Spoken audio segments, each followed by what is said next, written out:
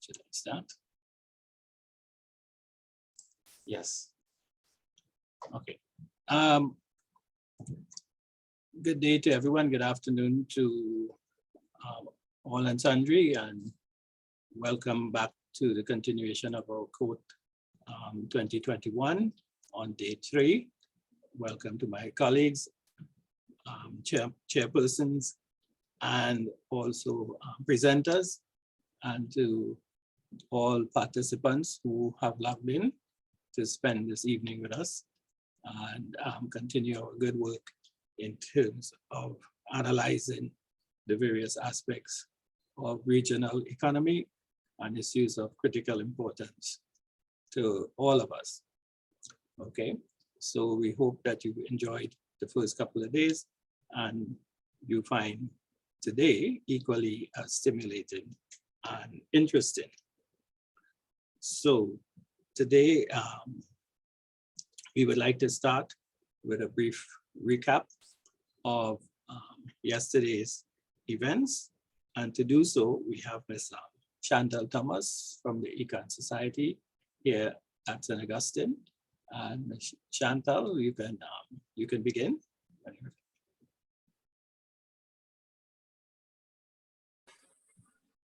Hi, everyone. Day 2 of the Conference of the Economy 2021 commenced with the chair, Ms. Malini Miraj, welcoming participants and providing highlights from the COTE youth events, including the winners of the debate competitions. This was followed by a recap of day 1's proceedings by Mr. Rashad Karama.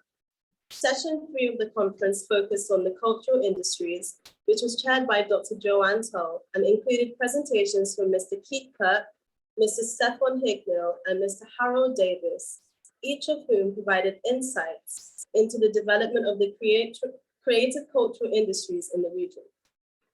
Mr. Keith Kirk, Director of Music Services, Tova Group, highlighted the importance of data and described it as the lifeblood of decision-making in designing, monitoring, and evaluating of interventions. As it relates to the creative industries, he emphasized the need for sophisticated data and metadata management in order to track, trace, and evaluate the performance of works, using data to make informed decisions, and in allowing artists to own and control digital space. Mr. Kirk underscored that the adoption of better data management can considerably boost regional cultural industries, and that some progress has already been made. Mr. Stephen Hignell, Director of Nordicity International Creative Economy Consulting, presented the long-term plan for creative cultural industry development through 5 steps. 1, mapping of CCIs within the nation. 2, understanding each subsector's needs, challenges, and opportunities. 3, measuring the sector's impact and value. 4, raising confidence in the sector to generate buy-in from the government and sector investment. And 5, the development of a strategy and support structures for growth of CCIs. Having completed some work, particularly around steps 1 and 2, Mr. Hignell highlighted that the results have been vast, including the fact that there were a vast quantity of agencies and groups that need to be navigated and organized to facilitate ease of access for creative entrepreneurs. And the biggest barrier to growth was the inability of funders to evaluate CCIs and their products properly. Mr. Hignell also provided short to medium-term solutions, including government policy and education strategies, which can prove to be beneficial to the growing CCIs through developing skill sets and understanding across all stakeholder groups as a chief driver of CCI growth. Finally, Mr. Harold Davis, Deputy CEO of Jamaica Business Development Corporation, highlighted that in the development sector, data is important. He indicated that the development of the festival economy is crucial to the development of the region, and that proper data management, collection, and evaluation is imperative to the growth of CCIs, who tend not to focus on data. Mr. Davis highlighted that in order to find success in their programs, the government must be able to support the supply side as well as the stimulation of the demand side, adopting a smart government approach to understand how the CCI entrepreneurs operate and develop appropriate policies. As such, collaboration and all-inclusive approach of stakeholders is critical. Mr. Davis identified that the CCIs have been the hardest hit industries by the pandemic. Upward of 90% of the CCI entrepreneurs have their income cut by as much as 89%, as many distribution channels were now limited and the creatives were unable to pivot and find another source of income. He further highlighted that in navigating this, it is important that creative entrepreneurs have a mentality shift as it relates to incorporating digital innovation in their practice. On a regional basis, Mr. Davis stressed the need for strategic collaboration between nations to develop the brand Caribbean. The fourth session, which focused on the blue economies, was chaired by Professor John Agard and featured Professor Judith Gobin, Dr. Ruel Ellis, and Dr. Nikisha Spencer, who provided tremendous insight on what a blue economy is, how it is achieved, how it is currently progressing, and the race against climate change. Professor Gobin highlighted the difficulties and challenges in the blue economy, recognizing its establishment as careful balancing acts between sustainably using the resources and avoiding ruining a crucial part of the nation's development. She pointed out the stifling policies and practices, most notably Trinidad and Tobago's clinging to hydrocarbons, which hold nations from properly progressing. On the brighter side, she highlighted the efforts of various nations, especially Grenada, Barbados, and Dominica, in supporting blue economy ministries and centers of research. Dr. Ellis presented on a World Intellectual Property Organization project, which is aimed at mapping and collecting data on the development of blue economies, identifying key players and methodologies to be adopted in order to further engage the region in developing similarly. Among the various insights, the project recommended the implementation of capacity building interventions in the areas of state-of-the-art methodologies, the implementation of a mentor program for the entrepreneur of a blue economy, and most crucially, the establishment of a collaborative tertiary level hub, whereby project work is undertaken in collaboration with commercial entities. By adopting the idea of blue economic centers for development, this would build a foundation upon which further research, education, and policy changes will be made. Lastly, Dr. Spencer highlighted the intimate connection between Caribbean economies and sandy beaches, as well as the immense threat posed by climate change. She found as sea levels continue to rise, this can lead to significant monetary losses due to the close link between the availability of sandy beaches and tourism. In order to avoid this, Dr. Spencer identified the practice of beach nourishment, which, despite its cost, is drastically cheaper than the monetary losses faced should the solution not be adopted. This strategy, in tandem with other hard or soft measures, will help Caribbean nations sustain the rising sea levels and curb resulting monetary losses.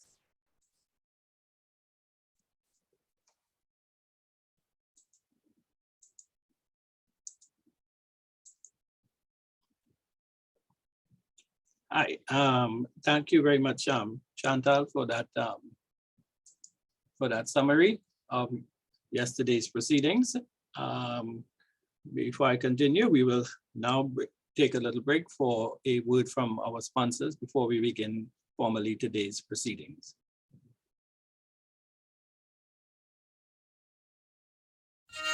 Stop your bow, Mr. Fiddler. Oh, hi. This country so colorful and truly diverse. We're doing our best to put TNT first. Youth success through advancement, we encourage. We proudly supporting the rich cultural heritage, promoting development in the sporting arena, and empowering women for equality of gender. We sustaining the environment and strengthening the society. First citizens helping paint a brighter TNT. Drag your bow, Mr. Fiddler. Some of the most special things in life take time to come to fruition. And when they do, the rewards can enrich lives for generations to come.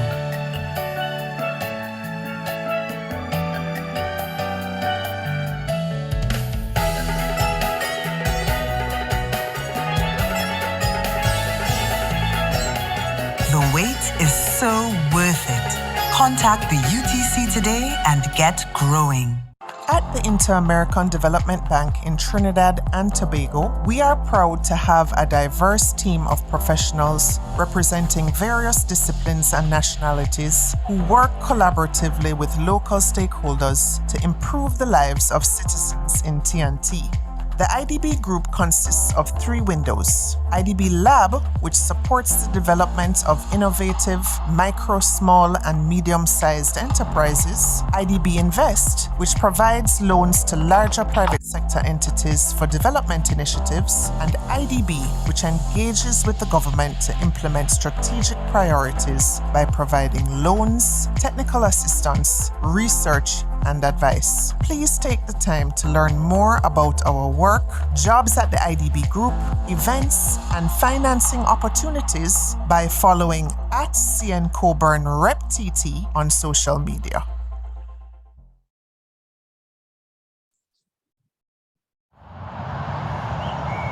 In the blink of an eye, the world changed forever.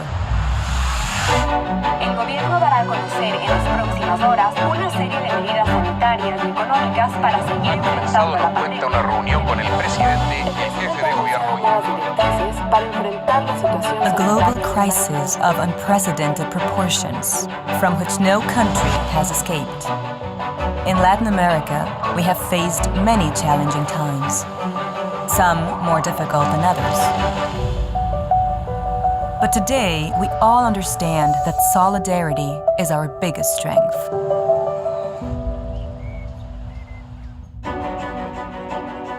"50 years ago, CAF was created with a mission. 5 Andean countries united to promote sustainable development and regional integration, thus improving quality of life and boosting productivity. Today, we are composed by 19 countries and account for over 600 million people. And despite the distance and the barriers that separate us, we must work more united than ever, because only together we will succeed. The world will not be the same, but now we have the opportunity to build an even better one, a more harmonious, cleaner, and efficient planet. And for the challenges that lie ahead, at CAF, we want to say 3 words. Here we are. To build together a region of opportunities, especially for the most vulnerable ones, with infrastructure that improves quality of life and increases connectivity. A region of vibrant cities, of entrepreneurs and businesses committed to their communities, of societies respectful with the natural world that we all share and must care for. At CAF, we have walked along a region for 50 years on its road to progress. Now more than ever, here we are. And here we will remain, firm in our commitment of being the development bank of Latin America. It comes naturally to us. Unstoppable energy. We share it. We use it to live better, longer, smarter, to manifest a future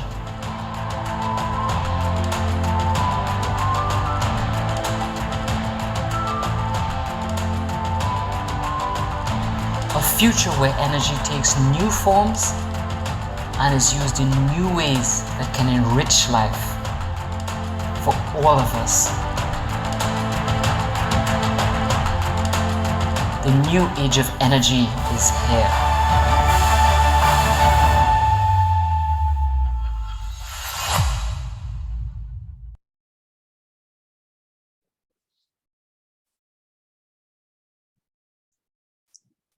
Okay, folks, I hope that you bear with us for that ads from our sponsors, and none of this would be possible without their efforts and their contribution in terms of financial support and so on. So we are quite grateful for such. and we do appreciate all of your interest and all of your contributions. Now, today my task is very simple. At the beginning, I may have not mentioned my name as Lester Henry, the Senior Lecturer in the Econ Department and the overall chair of the session today. We have three panels,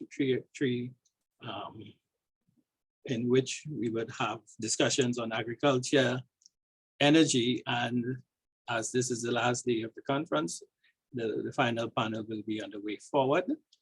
And we hope that you can stay with us through the end. If we adhere to time restrictions and time allocations per speaker and per sessions, we should be wrapping up around 4:20 or 4:30 around that time.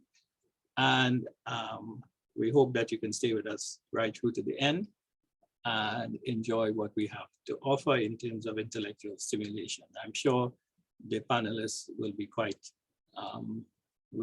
happy that you tuned in and to hear their presentations.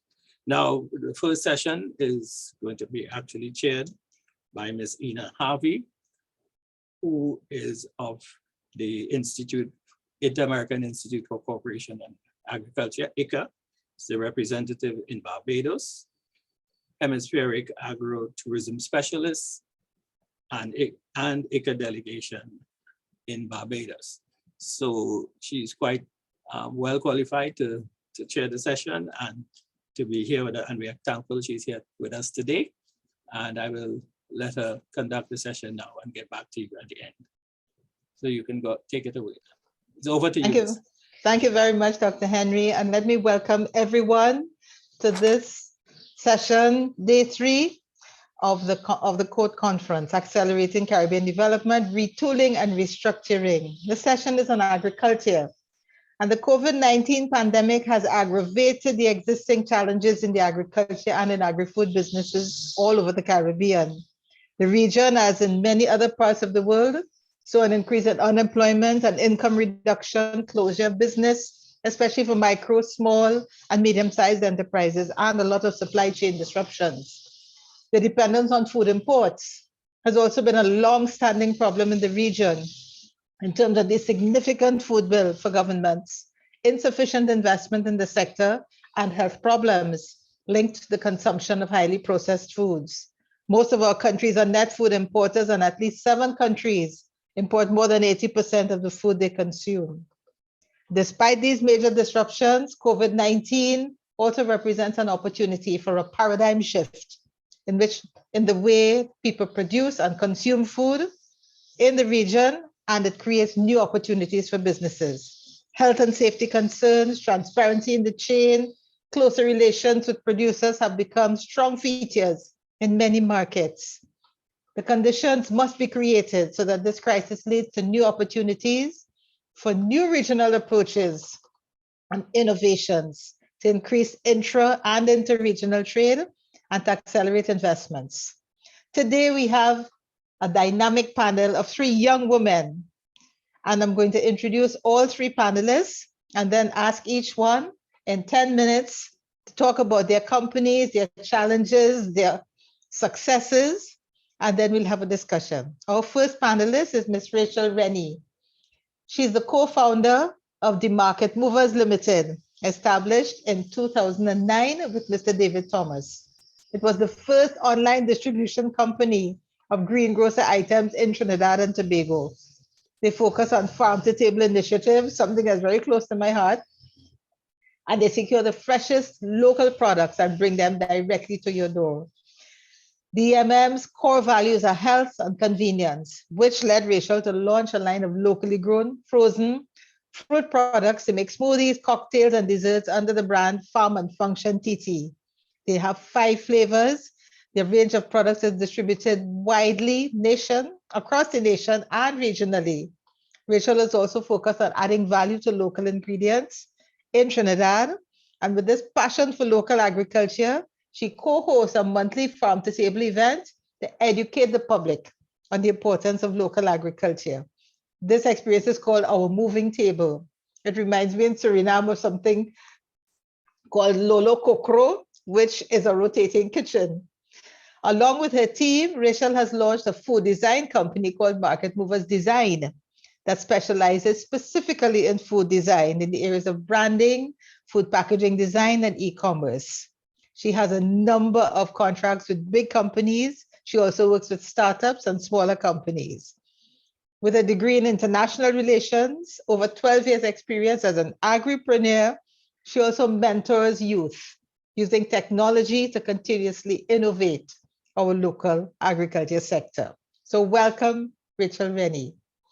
Our next presenter is Ms. Danielle Thompson, another very dynamic young woman, this time from Jamaica. And she completed architectural studies at University of Technology in Jamaica. She went on to become the founder of Nature My Therapy, Voodles, Jamaica, and to qualify through studies as a personal nutritional advisor, focusing on plant-based nutrition. Understanding the important connection between the environment within and outside of the body, she also completed the health effects of climate change at Harvard University in 2020, and the science of well-being at Yale in 2021. Danielle is an active member of the World Economic Forum Global Shaper Community, the Kingston Hub, team lead for the Caribbean Tree Planting Project also. She serves her Jamaican community as a proud volunteer ambassador, and she's a young Jamaican dedicated to environmental conservation and sustainable social development. She's an avid reader, a longtime fitness enthusiast. She enjoys writing, poetry, practicing yoga and meditation. She founded Nature My Therapy 6 years ago, disrupting the local food industry in Jamaica by producing completely vegan, sugar-free, preservative-free, delicious products made from organic produce grown by a network of organic farmers across the island. The brand ethos is make healthy fun, delicious, and convenient. Therapy has been nominated by the prestigious Jamaica Observer Table Talk Food Awards twice for the best new food product in 2018 and 2021. Our third speaker is Ms. Tracy Ann Wright. She's an author, policy writer, and international development consultant with 15 plus years professional experience across agriculture, finance, and policy development.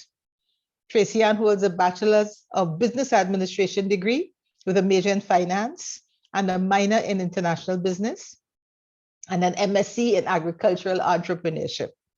She has an in-depth knowledge of the issues related to access to credit facing the agricultural sector, by extension, micro, small, and medium enterprises, having headed the Agricultural Credit Division in the Ministry of Industry, Commerce, Agriculture, and Fisheries in Jamaica. One of her passions is to create development opportunities to assist vulnerable women and youth to create positive change. She currently serves on the board of directors of the United Nations Association in Canada and has also served as a youth director in her local ministry in Jamaica, where she assisted vulnerable youths by providing mentorship in the areas of finance and goal setting to better improve their lives. Please join me in welcoming our three dynamic young women. And I'm now going to ask Rachel Rennie to take the floor. You have 10 minutes, Rachel. Please go ahead. Hi, thank you so much for that. I like that it's like all that, plus we're considered still young. So I'm gonna share my screen. Okay, so I'll need permission to share my screen so I could just show my presentation, but thank you, Ina, for that really great introduction. So this is it.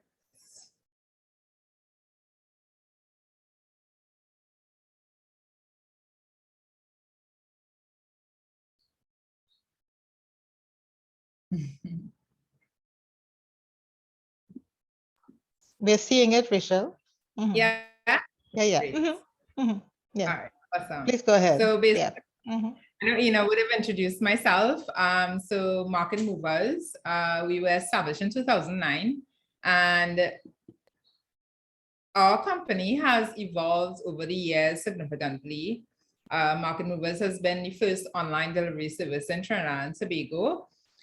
We then launched a farm-to-table dining event called Our Moving Table. We then launched a local frozen fruit line of agro-processing products called Farm and Function. And lastly, we do food design for local brands throughout the Caribbean called Market Movers Design. So of course, that evolution didn't happen overnight. It started since 2009. But it all begins with a quote that I really like, which is, if you eat, you're involved in agriculture. And I think a lot of, people out there think that agriculture is just farmers, but there's so many other people involved in it. And the fact that you eat something every day means somebody had to grow it or produce it or make it, right? So that's one of our biggest realities that we deal with daily in our company. And we want to remind our customers of that consistently. So this is what an Our Moving Table event would possibly look like. It's farm to table. Of course, COVID-19 deeply affected this experience because everything was communal, it was dining, it was sharing. But we were the only event that was basically using 95% local ingredients in Trinidad and Tobago. To create meals, to get consumers and get just the public to be more aware of what local food, how important local foods are, but also that local foods can be used in a fine dining experience. It doesn't have to only use imported items to create something special. Strawberries and all these things are great, but passion fruit and mango are just as equally, or if not more, better, in my opinion. So Market Movers Limited, this is our online store. You can shop online and have it delivered to your home. And we've been doing this for a long time. We've always been online. We've always been in the tech space. Because we couldn't really do the traditional brick and mortar store, we decided to do an online e-commerce store. So you can find anything from a banana to, like locally produced pork, locally produced beef. We have everything possible, but you can order it through the website and have it delivered to your door. So it's basically the layout of the website. We recently launched the first and only click and collect only store in Trinidad and Tobago. So basically you can still order your fruits and vegetables online and have it delivered or pick it up in store. You just pull up curbside. And of course, COVID-19, this sort of service really helped with the overall requirements and just sort of keeping everyone safe, right? So you can have your order packed up, put in a box and pick it up literally in store. Like there's some days I still pack boxes and have it ready for customers to pick up. So this is where David and my business partner and I started. I mean, I always tell people, like, you can see the growth of the company through the length of our hair. So David's hair is like way longer now.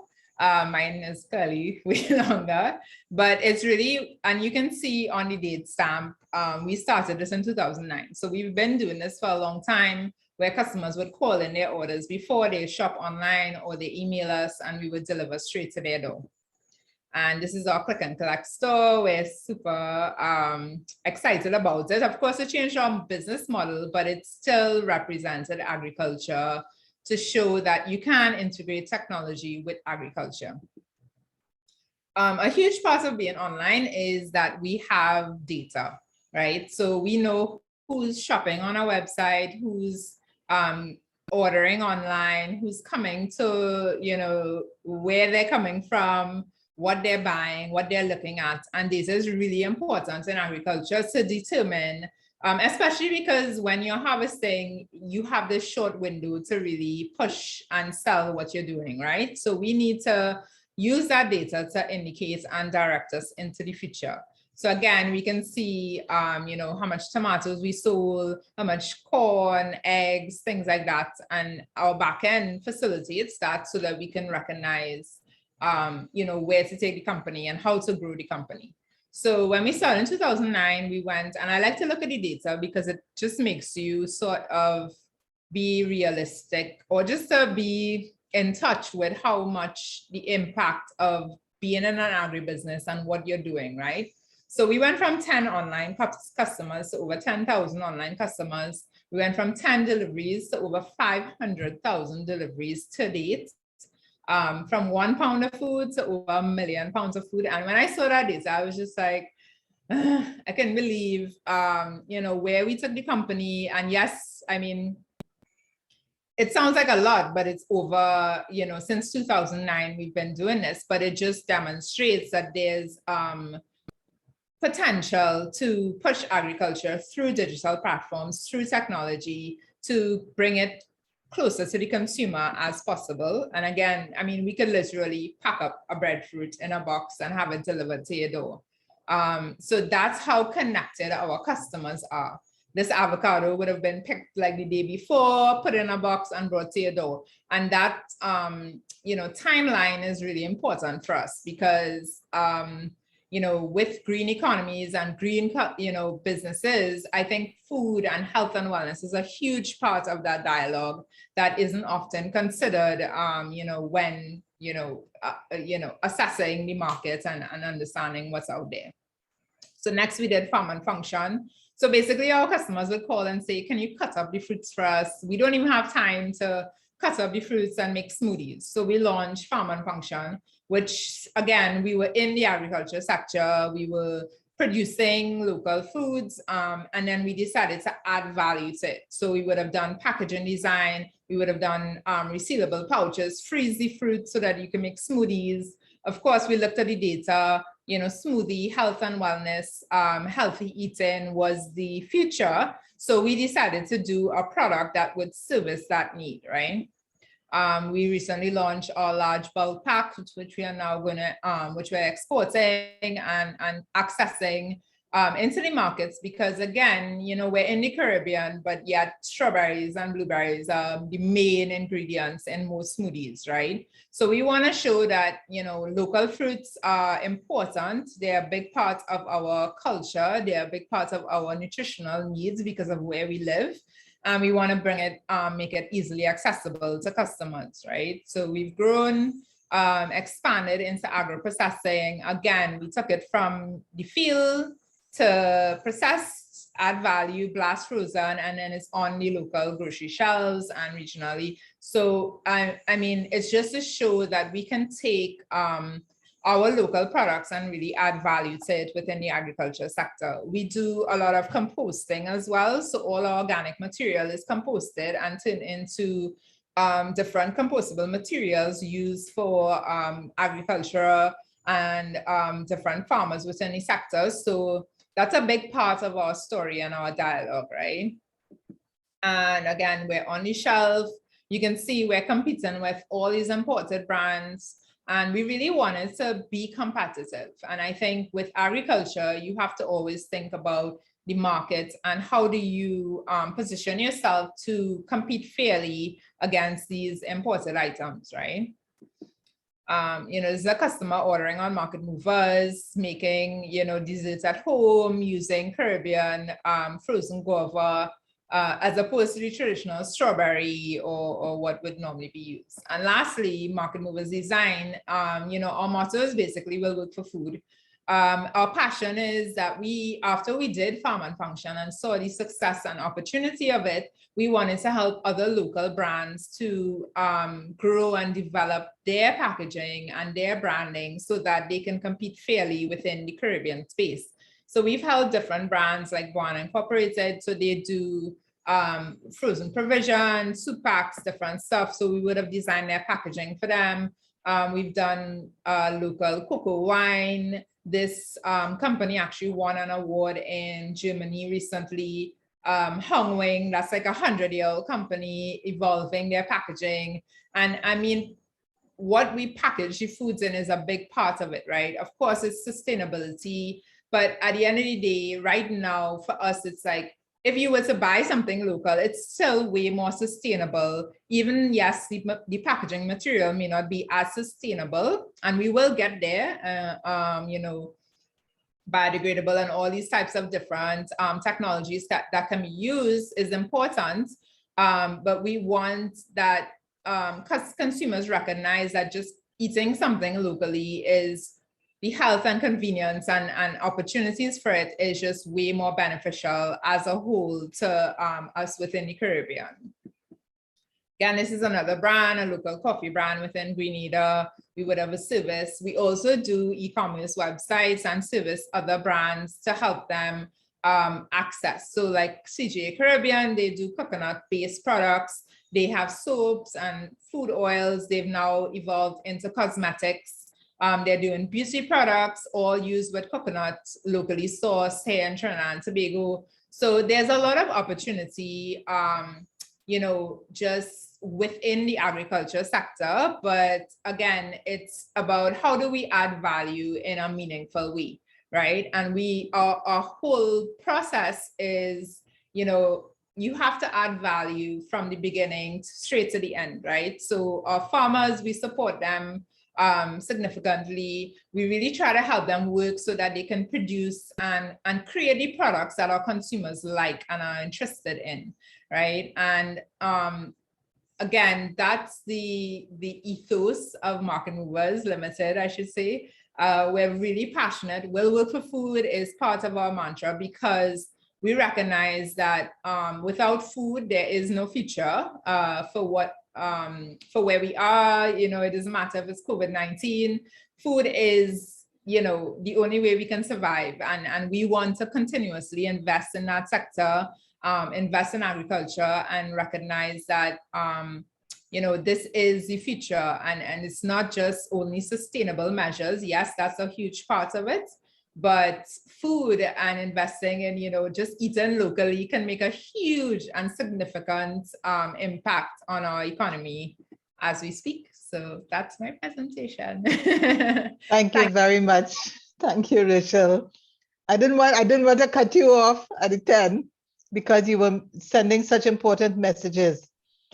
All of you who are listening, please put your comments in the chat, questions and answers for our speakers so that we have a lively discussion.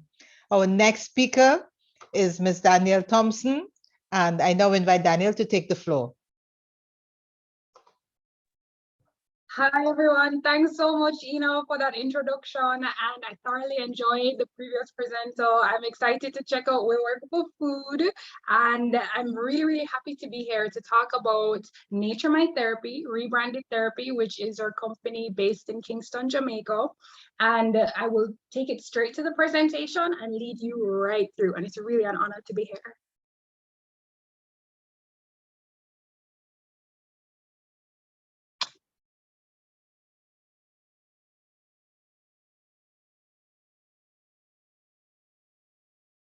All right.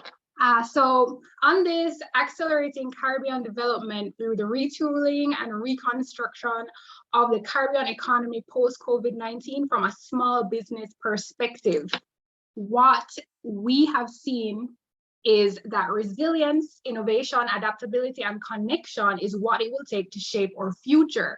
And as an agribusiness, meaning a business that is young, we are 6 years old, we are in the agricultural space working with farmers and growing for ourselves. We do not see a way forward if we do not secure food security and food sovereignty. And the innovation that can take place when technology is married to the natural world, not forgetting our indigenous principles. So first off, who are we? Who is therapy? So therapy was born out of a personal healing journey. As a founder, I graduated architecture school and experienced very difficult health concerns. So it gave me the impetus, the motivation to go in search of what could have helped me, and it brought me right back to the soil. So this is a soil project. And it was about going back to the food, making sure it was clean, it was pure, organic, and vegan. So as that was my journey, my company was born and the team built out around this. Our family would be our farmers and our customers. Our mission really is about making plant-based vegan food organic, accessible, delicious, trendy, and fun. There is no reason why there should be a barrier to people enjoying real food. It's about lifestyle changes that can be made. Oh, my screen isn't sharing. I'm not sure why. Are we seeing the screen? Yes, Danielle, we're seeing the screen. We saw your last screen. Okay. Yeah. Okay, great. Go ahead. Go ahead. We are pretty much supporting the growth of organic farmers across the island because they're supporting sustainable principles. So here we have a few of our very exciting products. They're teas, juices, shots, popsicles, and of course our detox packages. So all of these are produced, 90% local produce is used. We use local designers to create our packaging, and again, we also wanted to be able to compete on the shelf with local international producers of similar items. And when persons travel, we're very happy to hear the commentary that, you know, ours could fit in on any one of the shelves. It's important that you showcase the best of your country, your island, the Caribbean, out in the main world where people are, you know, moving through and they're able to say, yes, it's the fair representation of a wonderful country. So products of Jamaica is very important to us. With COVID-19 and the pandemic in mind, what we found as a small business is that we had to reassess how it is we're going to reach consumers, how it is we're going to make it convenient for existing customers and gain new traction. And location was very important to us because primarily we service Kingston, St. Andrew, St. Catherine and Montego Bay. And where we could bring product to persons with the lockdowns and so on, we had to pretty much move our real estate from different health and wellness stores, yoga studios, gyms, and so into the Shopify space. So we started to build out online and we're open 24/7. So we started to utilize tools to showcase our products and to do our marketing. Twitter, Instagram, you know, social media, and also things like Canva, different tools that are available, bridging the gap with technology and then the actual food source. So it made us feel closer to our customers and our customers have easy access. So that's definitely something that we're happy we made a transition going into the pandemic and it became, you know, our foundation and we've moved forward on that front. We want to now also talk about like what we have discovered navigating this space. Moving forward as a small business, what we look forward to seeing with our farmers, it is where we are now ideating is looking at climate resilience and renewables. So we would like to be able to implement indigenous and sustainable sources of energy for the region because we do want to lower the gap between being able to produce and measure what we've produced to actually get it to the customer and reduce the cost of producing it. So we will maintain, you know, a relevant place in the market. And we see a lot of, you know, opportunity that's taking place right now, grants and different policies being put in place to really take advantage of. In Jamaica right now, our roads and highways are being developed, so our supply chain will function a lot more efficiently. More jobs will be created as we expand sustainably because we really have to fortify the entire supply chain locally and across the Caribbean at this time, you know, emerging from the pandemic. Many times we speak about agribusinesses, and the point needs to also be made as a practicing small business that when we focus, as our name suggests, therapy, it's a whole spectrum of wellness. It's about the earth, valuing the earth and protecting it through sustainable permaculture practices, organic foods to enrich the body, the nutrition aspect of food. You want highly nutritious food locally available where you have a connection to the farmer so you can build out the community. And also mental health concerns, because as our economy may contract, we have the opportunity for clarity, for pause to assess where our weak points are as an agribusiness and as an agri economy and make the necessary changes, measurable, sustainable changes to integrate sustainable principles, technology, and mental wellness as we move forward. So it's a three-pronged approach to, you know, emerging from the pandemic.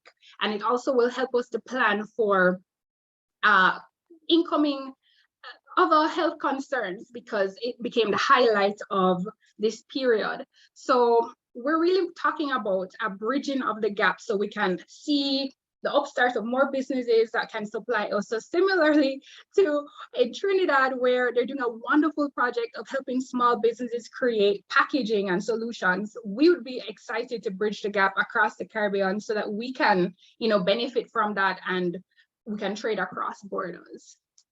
So we move on into the partnerships that we've had with other small businesses that produce different kinds of food. So we work primarily with vegan companies, gyms, yoga studios, and we want to make it as efficient as possible to supply them. We want food of a high nutritional value that's affordable, and also a focus on food resilience by using local indigenous plants and have people become aware of what these are and how to grow them. Because if each community becomes more sustainable, which has been our model, we work with different communities that produce certain food items, raw produce, we're then able to assist in a way that working with just one group would not have been enough. So we're very proud of our chain. So a lot of our growth has come through partnerships. So we have the CSR aspect as well as the farming aspect. So this is how we have pretty much measured our growth. We partner locally with entities such as like 876 Volunteers, Trees That Feed, the Forestry Department, the Global Shapers, and the Caribbean Philanthropic Alliance. So this allows us to get trees planted, get the information out about how to care sustainably for the environment, and that in turn feeds or need to give back, as well as pretty much allowing our customers to see how the environment is cared for through our composting or tree planting efforts and a way to give back. So it's a 360 approach. So the ends are tied, and as a business, you're able to see that you are positively contributing to your environment. Another thing that we found recently to be really interesting is technology, in the sense of apps that help you to map the trees that are planted. So geomapping. So on the screen, you will see a tree tracking app, just kind of highlighting the work that's being done through the Caribbean Alliance, the Caribbean Tree Planting Project. So it's another aspect of an entrepreneur's journey in terms of how we give back. So you're able to have transparency in how it is that you plant. Community reliance. Resilience would be another major aspect of what we would like to share today. What we have found personally is that through the creation of fruit forests, regenerative agriculture, it is pretty much showing us the way forward. Within a community, different areas in Jamaica, as it is right across the region, there's certain produce that grows, in season, in different ways, and we capitalize that in our natural products. So what it is that we're looking at becoming even more involved in, I would be excited to have discussions around it, is creating fruit forests across the island. So it is a case where we protect our local ecosystems, and then this helps to contribute to our business, because we did experience during the pandemic, during the droughts that happened within this space, a decline in what we were able to produce. So we definitely want to fortify against that moving forward. And as rural communities are the caretakers of the land, of the produce, the farms are located there, and that's what feeds the cities. Not only do we want to speak about vertical farming, sprouting, microgreens, which is what we use a lot of in our green juices, but also educating and equipping these different communities so that they can produce more, because we do see where moving out of this COVID-19 pandemic experience, this will be of vital importance.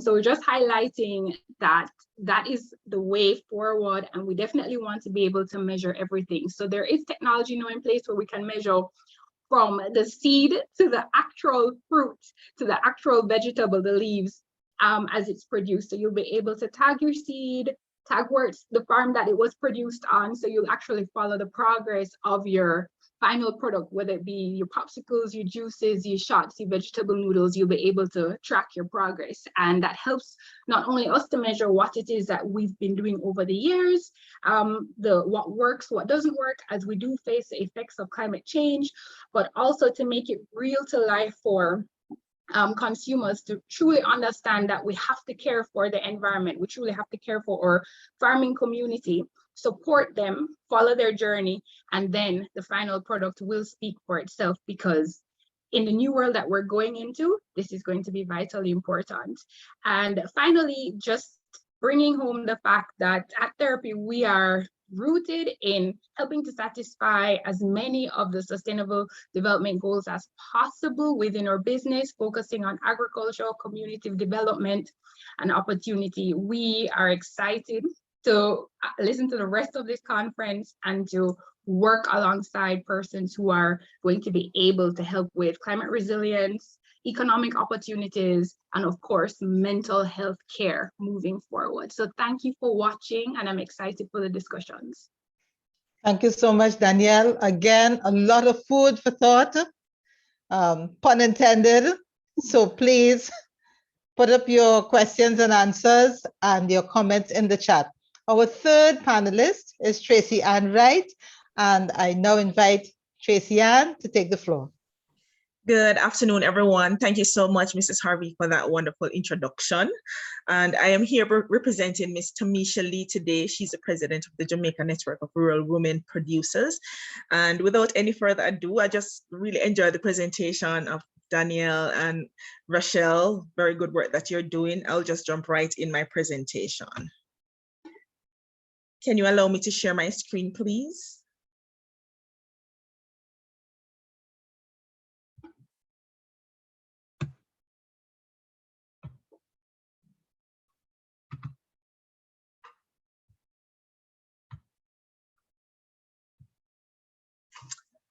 Okay, so today I will be presenting on new agriculture and agribusiness. And basically, I will just be giving an overview of the Jamaican agriculture sector and how it is that we as women fare in the new paradigm shift. As I mentioned, I'm representing the Jamaica Network of Rural Women Producers.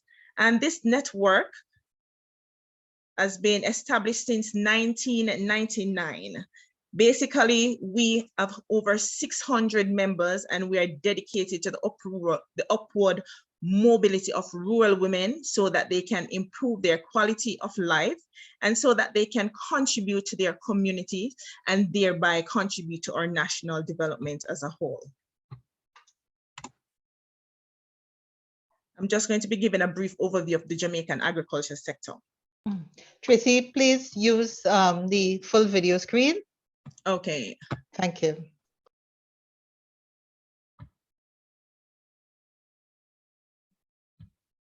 Is it showing now? One moment. Not yet. Okay, let me just get out of this.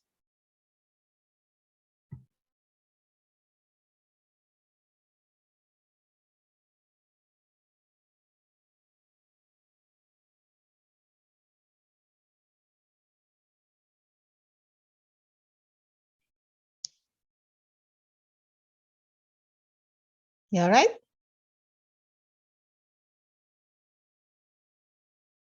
Yes, I'm just fixing the screen. One moment. All right, okay.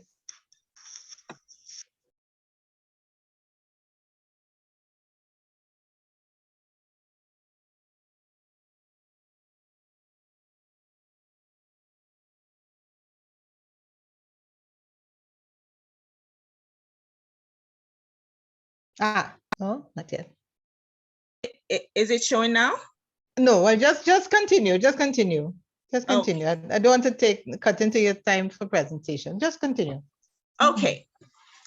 So as I mentioned before, even though dualistic in nature, the Jamaican agriculture sector has shown that it has the ability to bounce back. And we have seen that as it relates to our non-traditional export items, we are seeing increased production in akis, in yams, in other commodities such as even conch and even our spices that are well accepted overseas. Currently, 90% of our local vegetables are satisfied by local production in Jamaica. And Jamaica is near self-sufficiency in the production of tubers, poultry, eggs, and pork. However, there's opportunities for the fish and fish byproduct subsector, as well as dairy and dairy products, in addition to mutton. Currently, the average size of farms in Jamaica is 1.4 hectares. As it relates to the government focus, we are seeing the government is focusing on food import substitution, as well as the development of our value chain for selected crops and livestock. Tracy, your slides are not advancing. Oh, it's not advancing? No. Are Have you you tried to seeing go? It's not on full screen and they're not advancing. Oh, wow. Let me see what's going on here. Yeah. If you click your screen at the bottom there, it wouldn't go on full screen.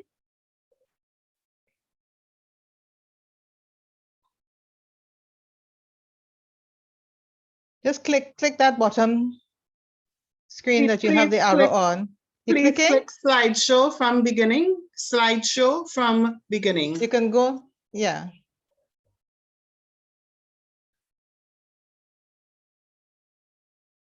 Is it showing now? Not yet. Oh, wow. Unshare your file. If you see Graham's message, unshare the file, put it on slideshow and then reshare.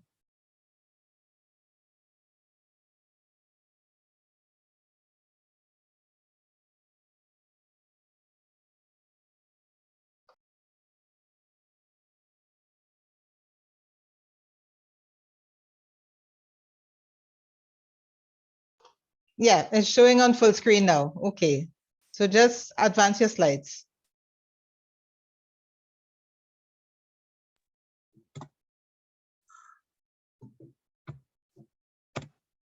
Okay, Good. I think. Perfect. All right. Okay, Yep. great. Yeah, you're on. Good, good. All right. Okay. Good. So yes, I think I was talking about the fact that our government currently has a focus on food import substitution strategy and also the development of value chains for selected crops. There's also focus on the development of high value markets in the tourism sector, because currently Jamaica's food import bill is approximately $932 million. And we're seeing that there's massive opportunities there for the tourism sector, which contribute to 60% of that $932 million. We're also seeing the investment in the creation of agri-parks, including post-harvesting facilities, and also the expansion of public irrigation infrastructure and on-farm irrigation. Government is also using public-private partnership to operate public infrastructure, and there's also the emphasis on the divestment of public assets to focus on government's core function as an enabler. Currently, we have seen many of the commodity boards that were established. They are now consolidated under the Jamaica Agricultural Commodity Regulatory Authority, popularly known as JACRA. Government is also focusing on regulation, promotion, standardization, and the development of the agricultural commodity industry. And we're seeing a minimized role in the commercial operation, which has led to that divestment of some commercial assets.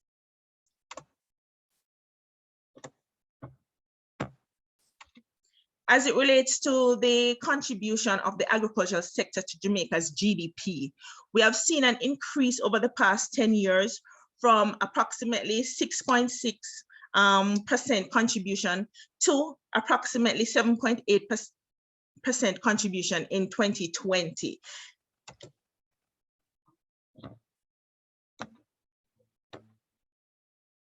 We have seen growth in the GDP due to greater public-private partnership investment in agriculture and the promotion of agriculture. We're also seeing greater focus on promoting local linkages, import substitution, and market penetration that has led to increased market for producers locally. However, due to the COVID-19 pandemic, we have seen that it has adversely impacted on production and marketing of produce due to a near shutdown of the tourism sector. And as I mentioned before, the tourism sector contributes to 60% of the total food import that we have in Jamaica. Government had to buy back some of the produce from the farmers and embark on farmers market in the main urban areas to basically offtake some of the loads. We're also experiencing adverse impacts of the weather, and this has really impacted our local production negatively. And we also see where the unpredictability of the weather pattern is still really dampening on some of our farmers, and there's need for us to adapt to climate smart practices. Here we can see that over the past 10 years, there has been a decline in the export of agricultural items as it relates to our contribution in US dollars. We have seen the decline in traditional export crops such as bananas and sugarcane. However, we are seeing exports of non-traditional crops such as yam, ackee, and also lobster and conch, as I mentioned before. We're also seeing increased production in our sauces and condiments, or hot pepper sauces, herbs and spices are really great areas of opportunities that we could tap into. Currently, the diaspora market remains important for Jamaican export. And we have seen recent investment in an irradiation facility that allows for export of mangoes to the US. So now persons can export our lovely Julian mangoes and our East Indian mangoes to the US. And there's also still issues with our SPSS, our sanitary and phytosanitary measures still pose a challenge for many of our exporters. So these are areas that we need to work on. In addition to that, the adverse impacts of the COVID-19 on the agricultural export, where we have seen less flights and less shipping, that is really affecting the movement of cargo. And we have seen this on a global level, and it is still really posing negatively to our agricultural sector. So as it relates to this new agriculture and our way forward, we have seen the movement towards a digital agriculture. We have seen emphasis being placed on precision agriculture, greater use of technology in the production, such as robots, using of temperature and moisture sensing, aerial imaging, drones, GPS technology. We have also seen promotion of more intensive systems such as vertical farming, hydroponics, greenhouse, aquaponics, etc. Also, the integration of climate smart practices into production system, the use of alternative energy such as solar, wind, and biogas, and also greater use of information technology to drive on-farm operation, marketing, sales, logistics, etc. There's also greater access to soil testing, and this is across the board globally, and more accurate fertilizer and chemical application being promoted. In Jamaica, Newport Ferguson is on the cutting edge and working with various types of farmers to improve production and productivity with new types of fertilizers and tools using precision agricultural techniques. With this pandemic, we're seeing the use of webinar, increased use of webinar to train and educate our farmers, and the opportunities for digital extension advisory service is now, something that we could look into as a country. There's also the opportunity for digital technology for pest and disease control and analysis. We have seen the utilization of information system, marketing, early warning system for decision making, and also the increased use of social media marketing to our produce. There's also increased use of online e-marketing transactional platform. Even with the Ministry of Agriculture, there is the Jamaica Agricultural Marketing Information System, the JAMIS platform. You also have this platform where you can get prices of products across the island, so you can better able to plan and see what it is that is available. We're also seeing the electronic payment portals for e-transaction. That is something that could be implemented in our country, and electronic wallet, and also logistics as it relates to packaging and delivery of produce, food, planting materials to householders and end markets. This is something that is also posing a good opportunity. But as we look into this, we would like to ask a question: who is more poised to take advantage of these opportunities? And in our context, we're seeing that the medium to large farmers are already investing in new technologies. The youths are really more technologically savvy, and they are willing to explore new ways of business. And they are the ones who will really be heading and being at the forefront of this new technology in agriculture. Persons with capital or access to capital willing to enter the agricultural space and the agribusiness space will benefit tremendously. However, small farmers are more disadvantaged, and they are at the end of the scale without the assistance, and they are less likely to capitalize on new agriculture. Currently, over 70% of Jamaica's farmers are small farmers and livelihood producers, and they're at varying levels of literacy and numeracy, and this poses a challenge. Access to credit is one of the main setbacks for small farmers, and with the lack of access to credit, there's also the lack of access for capital for investment. Land tenure issue is also another thing that we see that has been really plaguing our Jamaican farmers, and this prohibits them from making significant investment in their operation. Availability of technology as it relates to internet coverage and connectivity, it is limited and poor in remote areas and some part of the island. So we are seeing that it would really pose a challenge for the average farmer to really tap into this new paradigm. The cost of technology can also be very prohibitive. In Jamaica, predial larceny is on the rise, even though the government has put in place things to help. And there's also the predial larceny prevention unit in the Ministry of Industry and Commerce, Agriculture and Fisheries. We are still seeing that theft of farm equipment can lead to loss of investments. As it relates to our women, women is really negatively affected by the fact that there's limited access to land. In our Jamaican context, 11% of women farmers own their land versus 89% of their male counterpart. And this poses a challenge because without the access to land, it is hard for them to access capital. There's also the informal status of women, where only 30% of women are registered as farmers versus 70% of our male counterpart. The pandemic has forced more women to stay at home also to care for their children. And there's also slow progress to gender mainstreaming in agricultural policy. Those are things that we're seeing that is impacting women. So access to land, inputs, assets, market information and knowledge, as well as the decision-making authority and income still presents a challenge for women in the sector. Limited access to agricultural extension services also prevent women from adopting technologies that would help them increase their yield.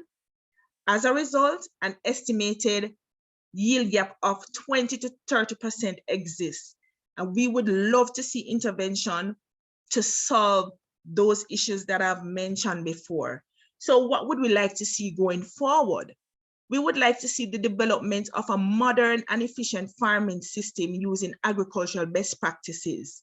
We would like to see measures put in place to build climate resilient, resistant agricultural practices, which can allow the industry to produce at greater potential. We would also love to see strengthening of women farmers organization, retooling and retraining of our rural women, optimization and the use of technology in their practices. We would like to encourage further value-added processing along the value chain because currently majority are main producers. I believe that women can benefit more if they're processing further along the value chain.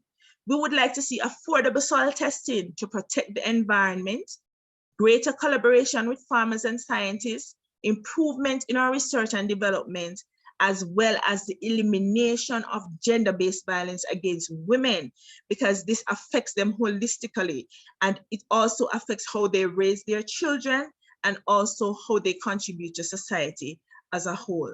So we're saying women food producers must be enabled with the inputs to promote sustainable food system, inclusive of agri-tech centers, which will facilitate the emergent and expanding linkages such as agritourism, food processing, health and wellness, climate smart agricultural practices, and land conservation, thus helping us to align with our 21st century practices.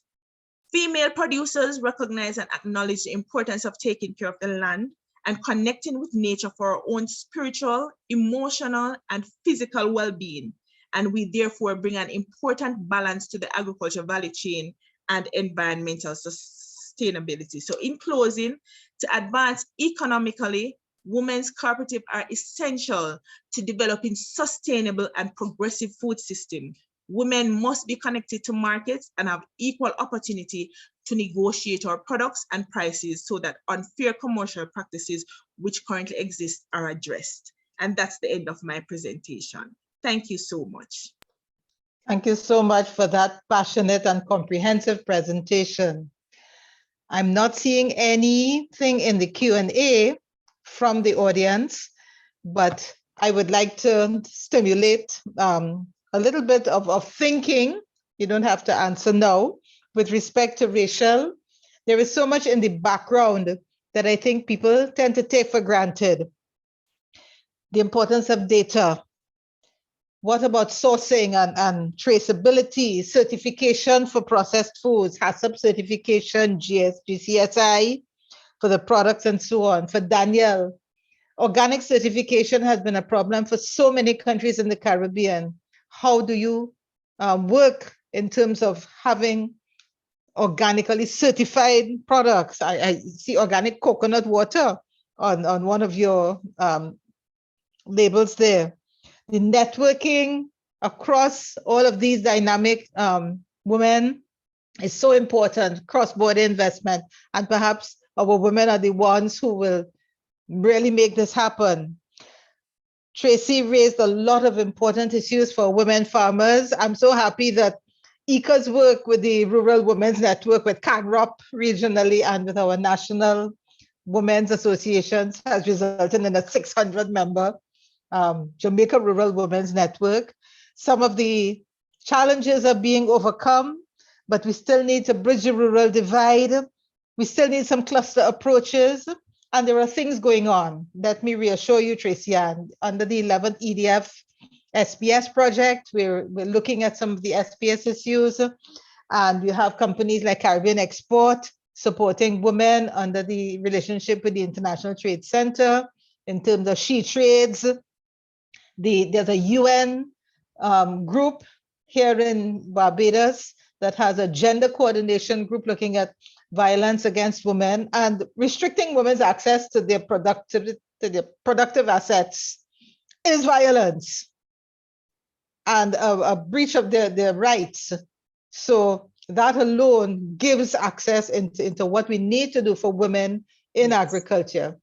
ECA has a 19-year record of looking at agro-tourism linkages. I think Jamaica does so well, so many success stories and best practices in agro-tourism, and we need to really consolidate all those links. So I throw that as chair for this session for some discussion.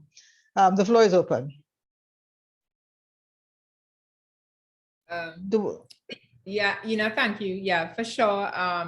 What we've realized is just even trying to export regionally, the requirements, we're very, the compliance and all these things, and there's so many barriers to just trading just interregionally, right? So through that process, what we do is we try to transfer that knowledge base to our clients.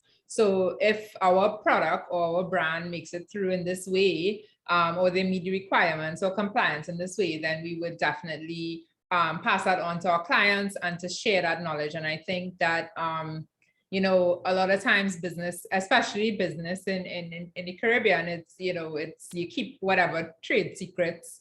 But I find that the more that we share, we find so many synergies that actually help boost our business even further. So I think definitely this dialogue is opening up, some of the challenges that Tracy Ann and Daniel would have mentioned.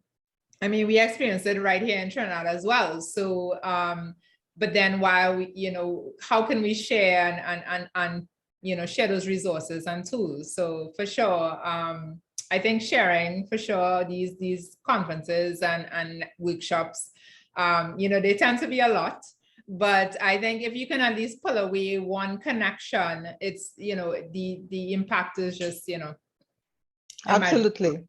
Absolutely. Danielle? Thanks again, Eno, and I absolutely agree with you, Rachel. That's going to highlight how I will answer your question about organic certification. In Jamaica, we don't yet have an official way to certify. It is somewhat of an issue to have official certification done, so it would, meet certain international standards. But it's in the works, and the work is being done to have that happen. Education over the last over 7 years has been a huge part of being able to have access to organic produce, meaning working with the farmers from conception and being able to help to supply organic seeds, which brings me to another point. One of the surmountable issues that we have faced is being able to, from harvesting and from bringing in organic seeds so that it can continue, because what we're finding is with the degradation of the soil, using synthetic fertilizers, it becomes increasingly more difficult to have access to organically grown food. But we do look forward to the regulatory body being able to certify certain foods as organic, and also the education and the opportunity for investment being put into place, because there is a market for organic food beyond the border of Jamaica. There is a need for it, and as we move into a more health conscious and nutrition focused world, this is going to be a major investment that the Caribbean can capitalize on, because our weather is built our weather is built for this, and it's very important that we start looking at a layered approach, because there are many specialists locally and internationally who come to Jamaica.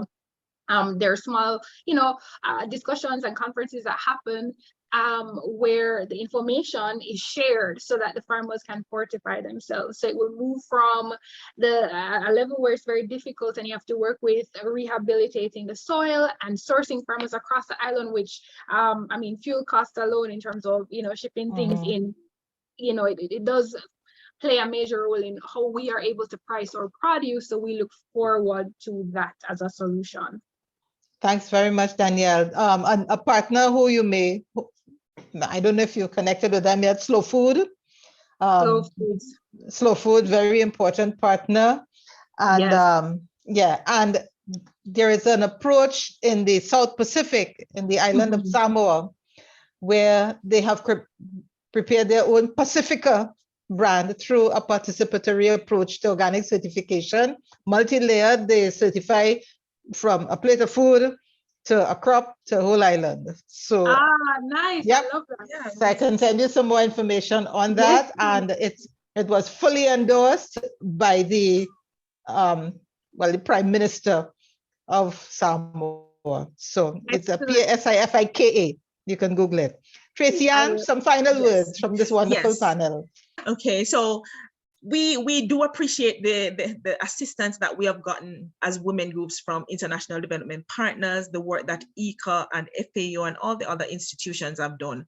However, what we would like to see in our context, for example, the access to credit issue, it has been a long-standing issue that really plagues our women, and it is really prohibitive, especially with our smaller farmers who might not be able to access credit in the traditional space. We would love to see alternative mechanism that could provide credit to women producers, that could help them to actually realize their dream and also improve their livelihoods. There's also the need for greater sustainability, because we talk about, yes, we do have some level of cooperative, but across the board, it is difficult, and we would love to see more improvement where that is concerned, because the support that is needed and that is required for women to be sustainable in what they do, we would love to see greater participation from government, from academia, from across the board, where we could actually support our small rural women who would not otherwise be able to support themselves. So that's my final word. Thanks so much. In many countries, especially in Southeast Asia, and these have been supported by European partners and so on, we have versions of what we know as susu, or meeting turn, or turn hand, and so on, where groups go into revolving funding schemes. And I think we need to look at schemes that are tailored to our culture and so on. I just wanted to add that we do have at ECA this last year during 2020, we launched an agricultural extension app. It's being piloted in 7 countries, and there are apps for the phytosanitary side of things. In fact, there's a cooperative in Barbados that developed an app called Crop Guard. Wonderful. So yeah, and we do have apps for trading. Some young people in St. Lucia have developed Guru platform and so on. Lots of stuff is happening. Yes, yes. And I want to thank this very dynamic panel for giving us hope, giving us optimism for all that is happening in the agri-food sector. I'm excited. And I think there's a very bright future as we pivot and we take opportunities that COVID is presenting, and we move into a future for agriculture that is going to just explode with all sorts of opportunities. So thank you. And we really appreciate you taking the time from your very busy schedules to share with us today. I now turn you back to Dr. Henry. Thanks again, and have a great weekend. Thank you so much. Thanks. Thank you.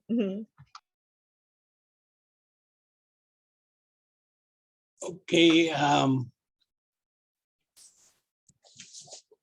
Thank you so much, Ms. Harvey, for being the gracious host of that first very energetic panel, and with the young women and their business ventures. Very interesting and a welcome development by many, I'm sure all across the region, to see such dedication to building a business and to innovation. So we thank them profusely for their presence here today and their contributions. Well, we are running a tight budget today, as we stressed before. So we would like to move quickly into the next panel, which is be based on energy, something very much in the news today and very important for us all. And I will not delay the procedures much further, but just to introduce the host for that session, my friend and colleague of long standing, Mr. Gregory Maguire, who is gracious with his presence once more at COTE. We are happy to have him, and I'm sure he will do a great job of taking you over the next hour also. Over to you, Gregory. Thank you very much, Lester, and a pleasant good afternoon to all present. Pleasant good afternoon to all our people across the region, across the world. I understand we have people from far, far away paying attention to COTE, and this is indeed a very proud moment for us. So we gathered here this afternoon to speak to the whole question of energy and renewable energy. And indeed, this is a global topic. This is on the lips of everybody across the globe. It's not a Caribbean problem alone, it's a global problem. And it's one in which we, these days, the buzzwords around, we may have heard words like net zero and energy transition. And they all are related to the threat, the existential threat, some people argue, of climate change. And the whole movement towards energy transition was given a big fillip back in 2015 with the Paris Agreement on climate change, where the world committed to limit the rise in greenhouse gas and global warming, to below 2%. And where SIDS and countries like us in the Caribbean and other small countries across the world, the developing world essentially, has been arguing under the tagline 1.5 to stay alive, meaning, of course, that we need to limit the global warming to 1.5 degrees change. So here we are today. Since 2015, there's been a lot happening in the energy transition space, in the renewable energy space. And in fact, the data for 2020 showed that renewable energy is the fastest growing form of energy, accounting for over 50% of that change. I don't want to tell you everything about this. I don't know everything about this. What I want to do is my distinct pleasure, however, to introduce to you our panel for this afternoon. We have some really preeminent energy players on the panel this afternoon. And I would take them, let me spend the time next few minutes and introduce the panelists that we have here today. I think I prefer to introduce them, let them have their say, and then introduce the other guy, and go that way. So our first speaker, first up, would be Mr. Philip Julian. We have Philip Julian, Monty Pemberton, Joel Monty Pemberton, Mark Loquan, and Dr. Graham King as our speakers. So let me introduce Philip Julian. And Philip Julian is a chemical engineer, graduate of McGill University in Montreal. After 15 years service in the Canadian engineering business and consulting sector, he returned to Trinidad in 2001 and has been integrally involved in project development and consulting services in the local energy sector, including the location director of Woolley Parsons Caribbean. In 2019, he assumed leadership position at CNG Systems and subsequently named as managing director of NewGen Energy Limited. In 2020, he was appointed chairman of CNG Green Limited, which he founded. Philip is also the founder of the Heroes Foundation, a registered non-profit, non-governmental organization which was established in 2002 as part of creating a next generation of heroes of this country. What Philip doesn't say is that he has some energy pedigree that most of us would know about. So over to you, Philip Julian. Thank you, Gregory. You just had to slip that in. Good afternoon. Good afternoon, ladies and gentlemen, and thank you for the opportunity to provide my humble contributions on behalf of the CNG Green team. I'm going to keep it brief and keep more space for the other presenters and for conversation at the end. I drew my inspiration from a few comments from the title of the conference, Accelerating Caribbean Development, Retooling and Restructuring Caribbean Economies Post-COVID-19. And I dare say it's probably even more succinct to say post-COP26, given some of the remarkable proclamations and declarations made therein. So I'd like to start with the question, why aren't we there yet? What's been getting in the way of this explosion of renewable energy generation in the region? We all know the potential is there. We've been talking about it for years. So what's been getting in the way? Well, we at CNG Green and others really believe that the missing ingredients have been the large-scale critical mass attractive green energy market required for unlocking the commercial viability of many of these opportunities. Because they've been looked at on an island by island, country by country, unintentionally siloed basis.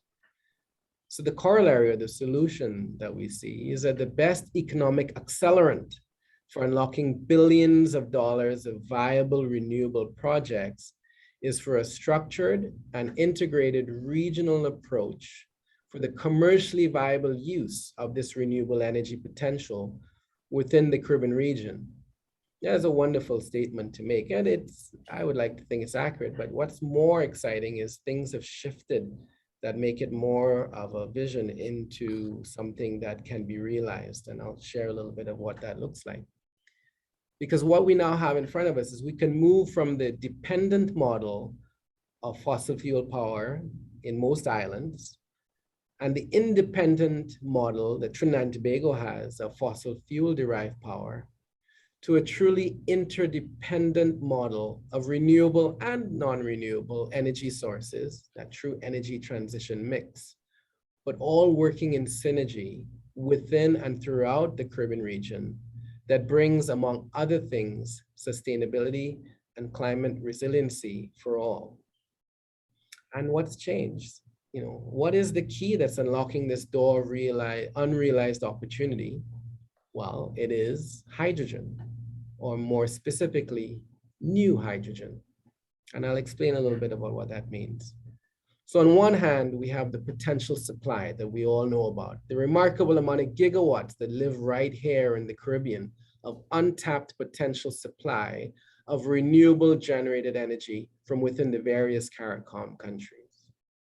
On the other hand, we have the existing and growing demand of an established hydrogen market in the petrochemical sector of Point Lisas in Trinidad.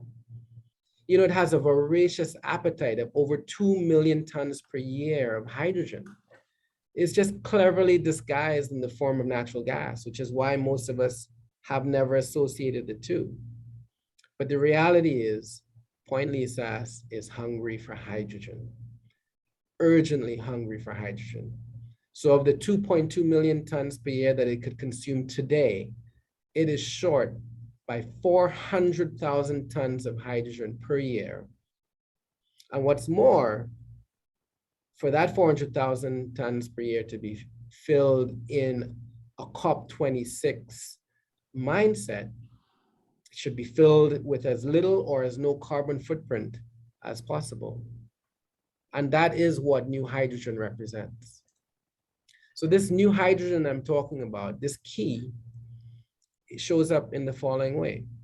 We've had for decades the ability to create this hydrogen using proven technology from a carbon-free source, water, and with a carbon-free source of energy, renewable energy, to generate from the electrolysis of that water, the much needed, in Trinidad and Tobago's case, carbon neutral or green hydrogen.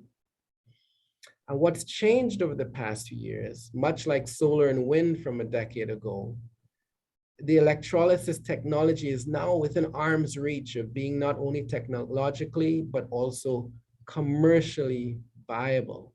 It's following the same trend that solar and wind we've all seen happen over the past decade, and we're just about there. So now today, as a result, we have the opportunity of a regional renewable-based energy economy, where we work on generating the potential supply where available in the Caribbean, both for the individual island and country's utilization, and also for export of green electrons or possibly even green hydrogen to satisfy the petrochemical hydrogen demand that currently exists in Trinidad and Tobago. This regional integration can unleash the energy of the renewable potential for the entire region to benefit from, and in an economically viable manner. So we at Chemistry Green, we've started this journey in 3 tangible ways. The first is on contributing to the holistic realization of a new hydrogen economy for Trinidad and Tobago. We have entered into an MOU with the NGC group of companies to help create that from a vision into reality. And you'll be hearing from Mr. Loquan later on in this session.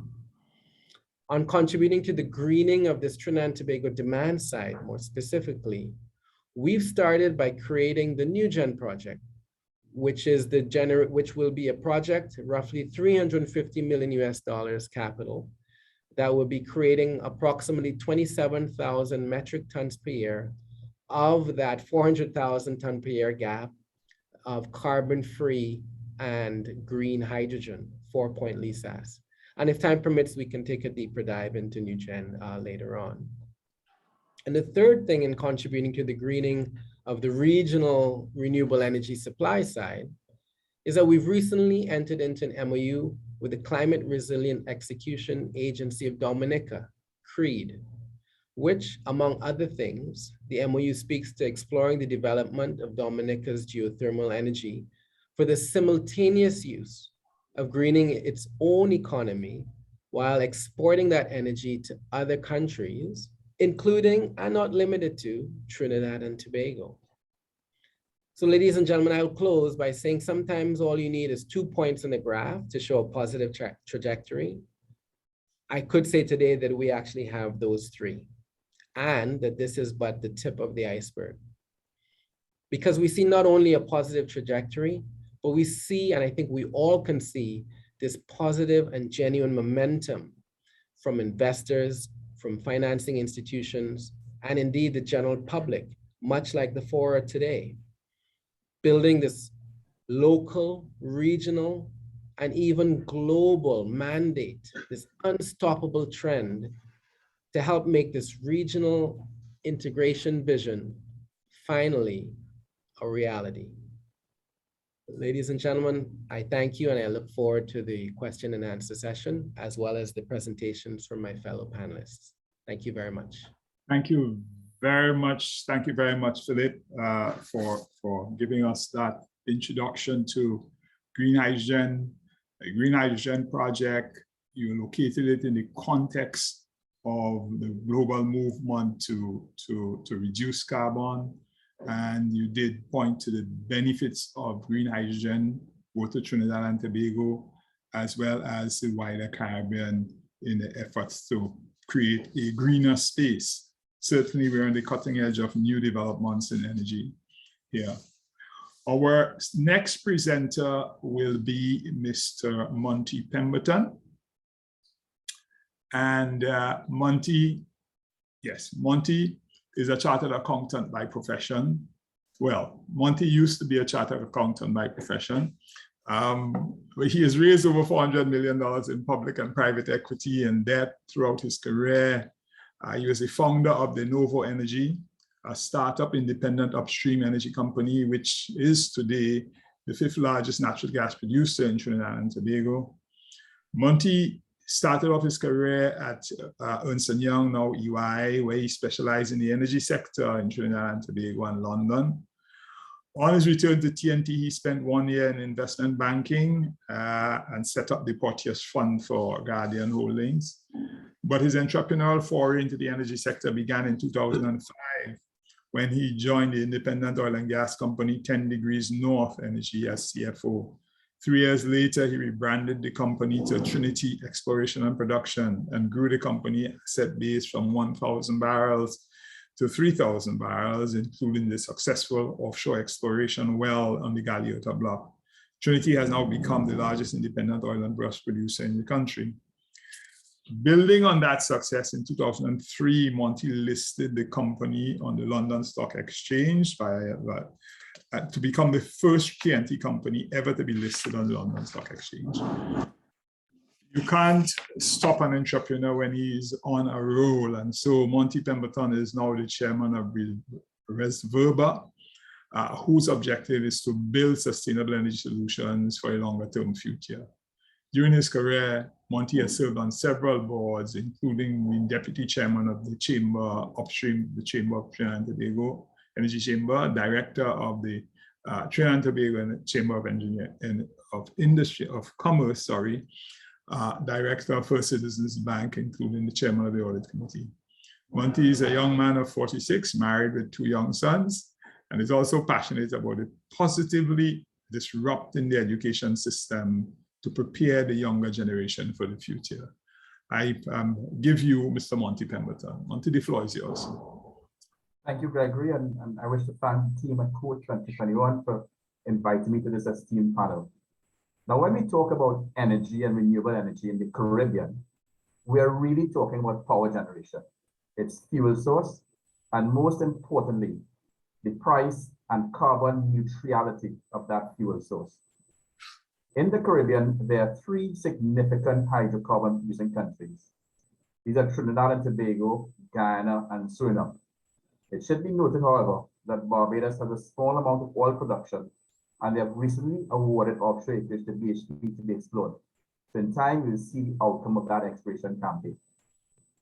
Interestingly, the fuel source used for power generation in these 3 hydrocarbon producing countries vary.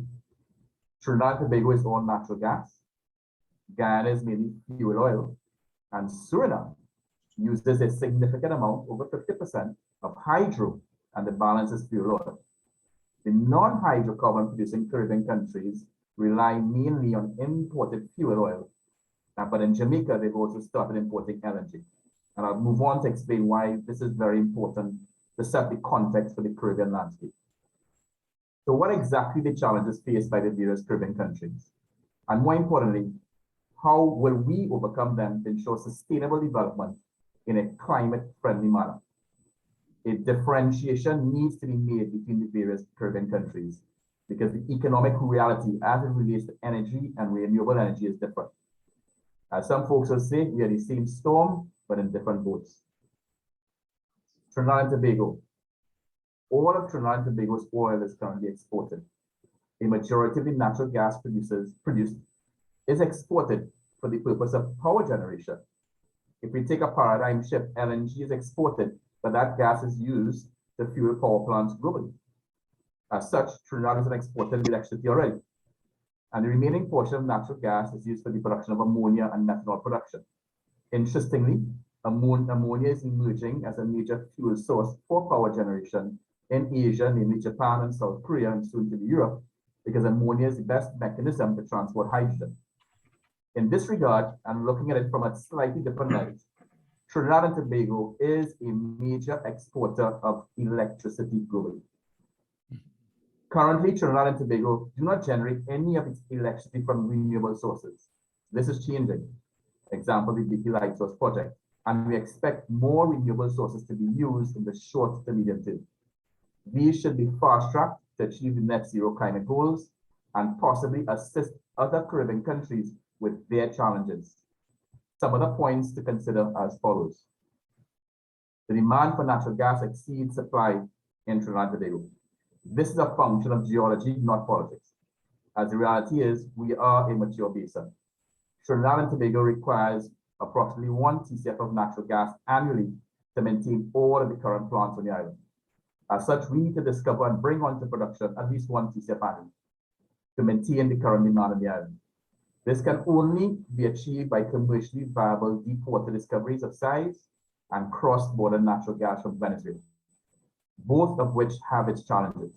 One is commercial and the other is geopolitical. As such, some of these solutions may be outside our span of control. Increasing exploration activity is critical, and managing the sensitive geopolitical issues with Venezuela needs to be carefully and strategically navigated. The energy transition in Trinidad, efficiency and conservation. How can we encourage individuals to conserve and use less energy? In the non-producing hydrogen countries, energy conservation and efficiency is like second nature to everyone because of its cost. Should subsidies be removed? How will the poorer segment of society be shielded from high electricity costs? What about our manufacturers? How will this impact the cost of production and global competitiveness? Should individual companies be allowed to produce their own electricity and possibly sell any surplus back into the grid? These are questions that should be actively discussed so that the optimal solution is determined. There's a significant opportunity to create entrepreneurial activity in the renewable sector, reduce the dependence on fossil fuel-based electricity, freeing up natural gas for export purposes, and reducing Trinidad and Tobago's net carbon footprint. This is something we need to work towards. Furthermore, can additional renewable power sources be imported or exported from Trinidad and Tobago? If so, why not? Philip really discussed a bit more at length of that. Now let's move on to Guyana and Suriname. Both are oil producers. Guyana is our major oil producer, right? And soon Guyana will start producing natural gas. However, a majority of the power generated in Guyana is from fuel oil. However, the Guyanese government have made positive announcements with regards to hydro and the establishment of a natural gas power plant, which will reduce the reliance on fuel oil. Suriname is a leader in the renewable power generation space, with over 50% of their power generation coming from hydro sources. They are also a hydrocarbon producer with a refinery, and recently announced some offshore hydrocarbon discoveries. Suriname is best poised to accelerate the existing renewable space by embracing other renewables. The challenges for Guyana and Suriname will be how to maximize the value of hydrocarbon resources quickly, whilst building out this renewable resource in a cost-effective manner. Does Guyana and Suriname have all the requisite capital and skill sets to achieve this? Can there be a collaborative approach within the region on sharing infrastructure and learnings within the sector? Can Suriname and Guyana collaborate even further to jointly decarbonize their electricity supply with shared services across the border?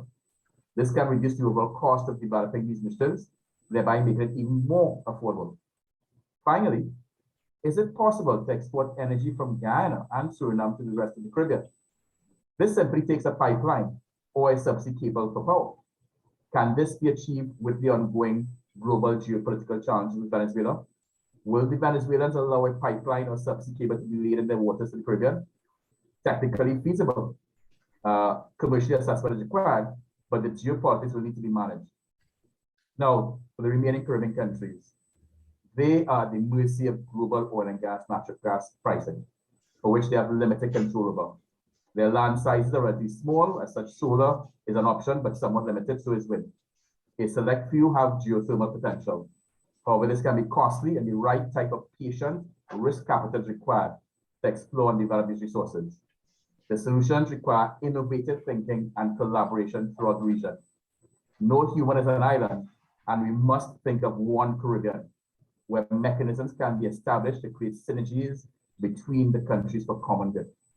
The natural green elements, solar, wind, geothermal, tidal, hydro, located in various countries, need to be aggressively pursued, as the electricity generated from these sources can be imported by subsea cables. A collaborative approach between countries, investors, bankers, and international institutions is required to unlock this potential. The full potential cannot be achieved if each individual, company, or country attempts to do it on their own. The solutions and the answers lie within this collaborative approach. In closing, it is my hope that a more collaborative approach is taken to find and implement the solutions that are required. For too long, we have just talked. It is long overdue for faster action to be taken, where individuals and organizations can be held accountable for its delivery. What is measured gets done. Maybe at the end of this conference, a clear list of actions is established, and we measure the delivery of these on a quarterly basis. So what exactly is holding us back from achieving our full potential? So the one ask I have for this conference is for a pan-Caribbean cross-functional team to be established, looking at the electricity market throughout the Caribbean, with the objective being to green it, optimize it, and ensure every Caribbean citizen has access to it at a reasonable cost. Business models have changed, and our whole way of thinking needs to be reassessed. Embracing the views of our youth will be critical. Rebuilding trust, creativity, and innovation are the key drivers to enable this collaboration. For too long, we have described each other as oil and gas producers, non-producers, energy industry, upstream, downstream, local, foreign, government industry, etc. The business world is rapidly evolving and moving away from some of these defined models. To put this in context, technology companies are becoming energy companies as the move to digitalization increases exponentially. So is a technology company an energy company, or a technology company a fully integrated company that provides solutions to the end user? The integration of value chains will be important, but that integration requires innovative collaboration from the current disaggregated model. That position has served no practical purpose, either for policy, politics, or for investors. In the end, the king and the pawn go back into the same box at the end of the game. As leaders, we have an obligation to leave this world in a better place than when you arrived. We must think longer term and not short term of what is best for the next generation. It is either we embrace this change or the change will embrace us. Ideas are a dime a dozen. The individuals who implement them are priceless. For everything else, there's MasterCard. Thank you, ladies and gentlemen. Thank you, Gregory. Thank you so very much, Monty, for your presentation. I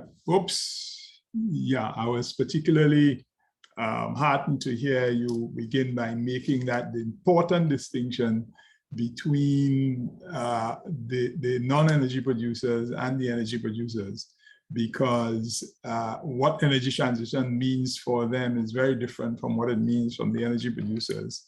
And yet, notwithstanding that distinction, you ended quite nicely by pulling it together and saying everybody has an interest in greening electricity and greening the Caribbean space.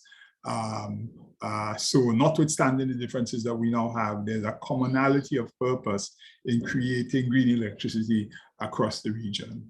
And so thanks for that wonderful contribution.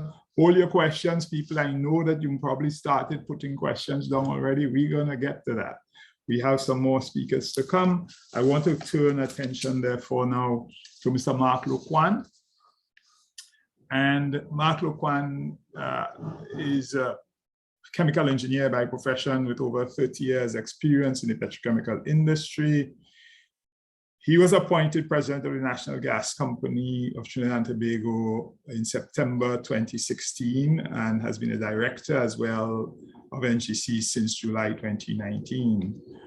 Mr. Loquan acquired an MBA in 1990 from Fakwa School of Business at Duke University and received training in executive leadership and management from Cornell University and EISE Business School. In 1982, he began his career since 1982 in the energy sector as a process engineer at Trinidad Nitrogen. He then moved through leadership positions to become the first local president of Agri, now Yara. And in 2009, he was appointed abroad to be upstream business development in Angola and sub-Saharan Africa at Yara International. He returned home in 2016 at the helm of NGC, and Mr. Loquan in that time has led the process of restructuring the state enterprise, expanding and diversifying its business portfolio, streamlining processes with technology, and strengthening the company's presence across the value chain. He has overseen a number of critical gas contract negotiations and was instrumental in brokering partnership agreements with state entities in Venezuela, Grenada, Ghana, Mozambique, and China. A proponent of systems thinking, Mr. Loquan has advocated for a general collaboration across the local energy sector on issues of supply management, gas allocation, and energy efficiency. Mark Loquan has also serves on the boards of Atlantic LNG and the Trinidad and Tobago and the Energy Chamber of Trinidad and Tobago. He's also a member of the Standing Committee of Energy and of the Empowered Negotiating Team in his capacity as a citizen of Trinidad and Tobago. Ladies and gentlemen, participants, I give you Mr. Mark Loquan. Thank you, Gregory, and for that long introduction. I'll try to use the time a lot shorter on the problems that we have. And actually, the word system thinking, I would like to actually expand that to ecosystem thinking, given that that's what we are on about right now.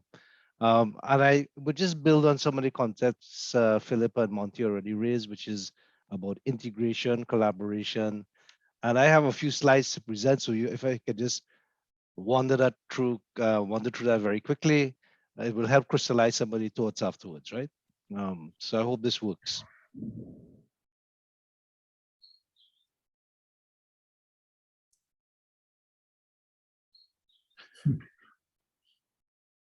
Just tell me if you can see it. Yeah. Yes? Yes, we can. Okay, so I will quickly go through this presentation just to talk about when we move forward in this new world. Where are we? Philip mentioned COP26, and of course there were new pledges and NDCs made. But where are we heading based on that? Well, if you look at the pledges made, they reduced the 2030 emissions by 7.5. If you really want to get down to 1.5 degrees, that should have been 55%. So where you're heading now is in the order of 2.6, 2.7, if all those pledges get made. And in the world of energy, clearly with a rising population, if you do business as usual, you will need more energy. But if you do it efficiently and you do it in a clean way, like how Philip and Monty is describing, then we can try to get it down to this level. But obviously, there's a huge gap already. So I think one thing is to talk about where the ambition is, and the other thing is to talk about how can we get there and what are the timeframes we can get there in. And just to kind of contribute, what is the contribution on the carbon dioxide front, where we have all the ammonia plants in Point Lisas. Methane is also a huge contributor. So to solve the greenhouse gas emissions in our region, unfortunately, we are not the large producers, and in the broad scheme of things, this is, we are the minor portion compared to the rest of the world. But however, we still have to do our part, and methane is a big part of it as well. And the thing about methane is you can't see it, but that's the area you can use technology, and that's why we're using satellites now. We're part of the Global Oil and Gas Methane Partnership. And the good thing about satellites is that you not only look at methane and, which contributes very much to the, even more in a short-term period than CO2, but you can use the satellites also for the speakers before us to look at floods, to look at encroachments on piping and so on, and really try to get more sustainability into the whole thing as well. So when I speak about satellites, it's not only about methane.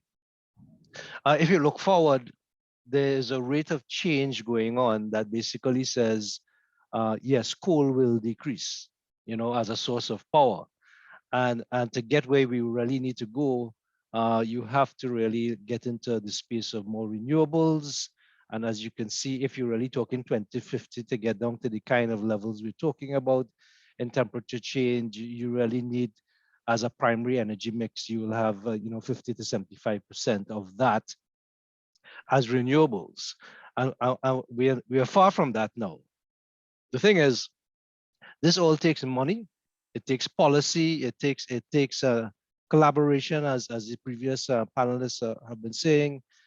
And if you look, unfortunately, at our region, while we are not the big emitters, certainly the people who feel a lot of the symptoms of climate change, is the small island nations. And you see, the kind of damage that is being incurred. You see the intensity of hurricanes increasing, the number of hurricanes increasing. You see the sea level rise happening, and of course affecting small island nations. And therefore, it's important that the voice of small island nations be heard.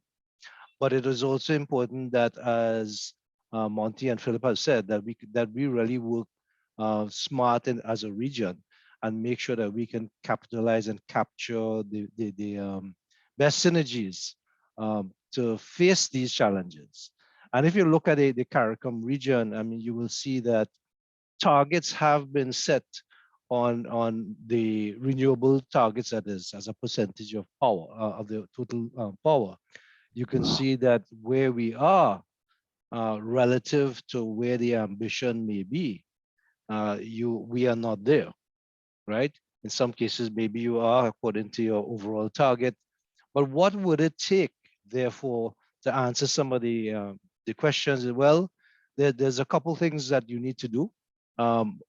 In the case of power, as Monty rightly described, there are a lot of islands that are using petroleum-related products, and therefore what you do need to do is, if I went back to the previous slide, gas is going to be around for a while as a transition, as a clean source. It's much better than oil, and it's much better than coal, and therefore it is a transition. It's available. It's available in Trinidad as LNG, and therefore the technology that exists today in terms of small-scale LNG and micro LNG technology, ISO containers and so on. I mean, you can now have smaller ships and all these things which are now being investigated. So the fact is, gas will remain as a strong transition bridge, while of course I think that we have to explore the geothermal and the other sources of power and really collaborate with each other. Finance is one of those barriers that if you look at what the IE is saying and saying, well, how do you get to 2050? Well, just to get to 2030 alone, and they're talking like 4 trillion a year to make all of this happen. This globally, by the way. But what you see up to the first half of the year in terms of green bonds and social bonds and sustainability bonds, it's in the order of 820 million. The Caribbean region alone needs about 11 billion. And I think it's right to say, no country, Monty, as you said, can do this on their own. However, you see that, there are projects going ahead with support from the World Bank, IRENA, the German support agencies with respect to energy efficiency. You even see the Republic Bank, Scotiabank, RBC, committing climate finance. So these are good signs or good ingredients to make that happen. And just to take this thinking into the ecosystem and into the Caribbean space, I mean, I'm just looking at Trinidad alone and saying, well, how ready are we? How ready are we in terms of not only the energy, electricity, and how whether that's available to the population and so on, but also the transition. How ready are we in terms of infrastructure, in terms of policies, in terms of the regulatory environment, in terms of the agencies, standards, laws, education, public awareness. All of these things are counting now, but I mean, you see Trinidad is actually not in the first quartile in terms of ranking out of the 115 countries ranked by the World Economic Forum, and that is actually this year, 2021. And in terms of innovation, because I think a lot of this is about innovation, it is about how do we find solutions. And I know the hydrogen solution is certainly one that is requiring that innovation and technology. And if you look at the region, when I call the Latin American Caribbean region, you see in terms of this innovation index, which is done by Cornell, INSEAD, and WIPO 2021, you see Chile there for a reason. As they're not number one in the whole region, but they're number one in the world, but they're number one in the region for innovation. Trinidad and Tobago, on the other hand, we have a high wealth per capita, but as far as development based on GDP is concerned, I mean, we are not, we are below the line expected. And when you start to drill down into those things, it's really about knowledge, technology, how we share that across. And if the topic is renewables here and getting an energy transition that is systematic, that is sound, that is regional in approach, then we do need to kind of work in a way that has the necessary collaboration and research and development going on. If we go further and say, how do we make all of this happen? Well, it's not only about the oil and gas jobs, which don't disappear. Some of them will, but in terms of the new skills, we do need to have more, as we say, collaborative, more integrative thinking, more thinking outside the box, as Philip put it. How do we now find solutions in a logical way that makes sense economically? And the good thing about it, as you would have heard, is the solar costs would have come down, over 80% in the last decade, and offshore wind over 50% in the last decade. So the costs have come down in a way which is also pushing the commercial solutions. And back to the ecosystem, I mean, this is where we do see the green agenda being, it's not about one company trying to do things or one country's kind of doing its own thing, but it's about us thinking about this as an ecosystem that will eventually find its way in terms of some curriculum changes along the energy efficiency renewable lines. Is about the way how we work with interns and universities and doing some practical projects, doing R&D in the areas that will help transform us to this new green transition. And it's also bringing the communities along. And that will be done through the universities, forums like this, the Point Research Association, the chambers. And we know this we have to think differently. The digital training methods and deliveries now is in that space. And as I end off here, I would say that, I will end off by talking a bit about Carry Green, which was launched in June this year. It was launched through the Energy Chamber of Trinidad and Tobago. And really and truly speaking, NGC has put this forward as a tool to say, if we really want to get this regional collaboration, then why not take all the information that's there, and rather than trying to look up what KNSJ is doing, or the Caribbean Center for Renewable Energy, let's kind of partner with these firms, find all the information in one space. So this is carrygreen.ngc.co.tt, and if you go there, it's a work in progress that has the ambition of actually having all the green projects and thinking and training and articles and webinar sites all into one space that will essentially bring the investors, the students, the ministers, the NGCs, and the Joe public to a place where we can find out what's going on in the region. And at the end of the day, produce some bankable projects with the right project managers, with the right investors, technology providers. So hopefully this site acts as a catalyst for the region as well, in terms of information. So you will see it organizing on the topics and on the CARICOM, non-CARICOM areas, and is taking information that has been provided by some of these companies. At the same time, it's about, we've been doing research with the universities in various areas. These are some of them.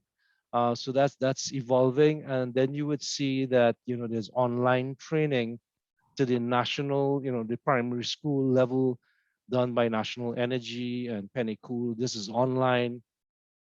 You see that there's a focus on sustainability, energy audits happening in some parts of the country.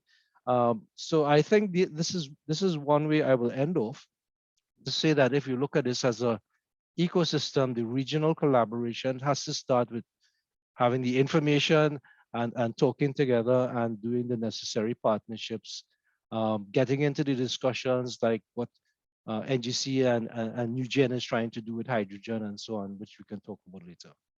So thank you. That's just an opening. Thank you very much, Mark, for your presentation. Some interesting food for thought there. I have a question that would come up a little bit later on, but we will wait on that. So I want to move quickly on to our final presenter in the interest of time, and that would be Dr. Graham King. And Dr. King is automotive engineer at the Department of Mechanical Engineering at UE, and spent 16 years in the automotive industry and 12 years in academia. Very active research is ongoing under Dr. King on sustainable transportation and Industry 4.0 to boost regional competitiveness and engendering innovation and effective innovation ecosystem for national development. We want to introduce you to Dr. King to speak on the energy, economics, and feasibility of e-mobility in the Caribbean states.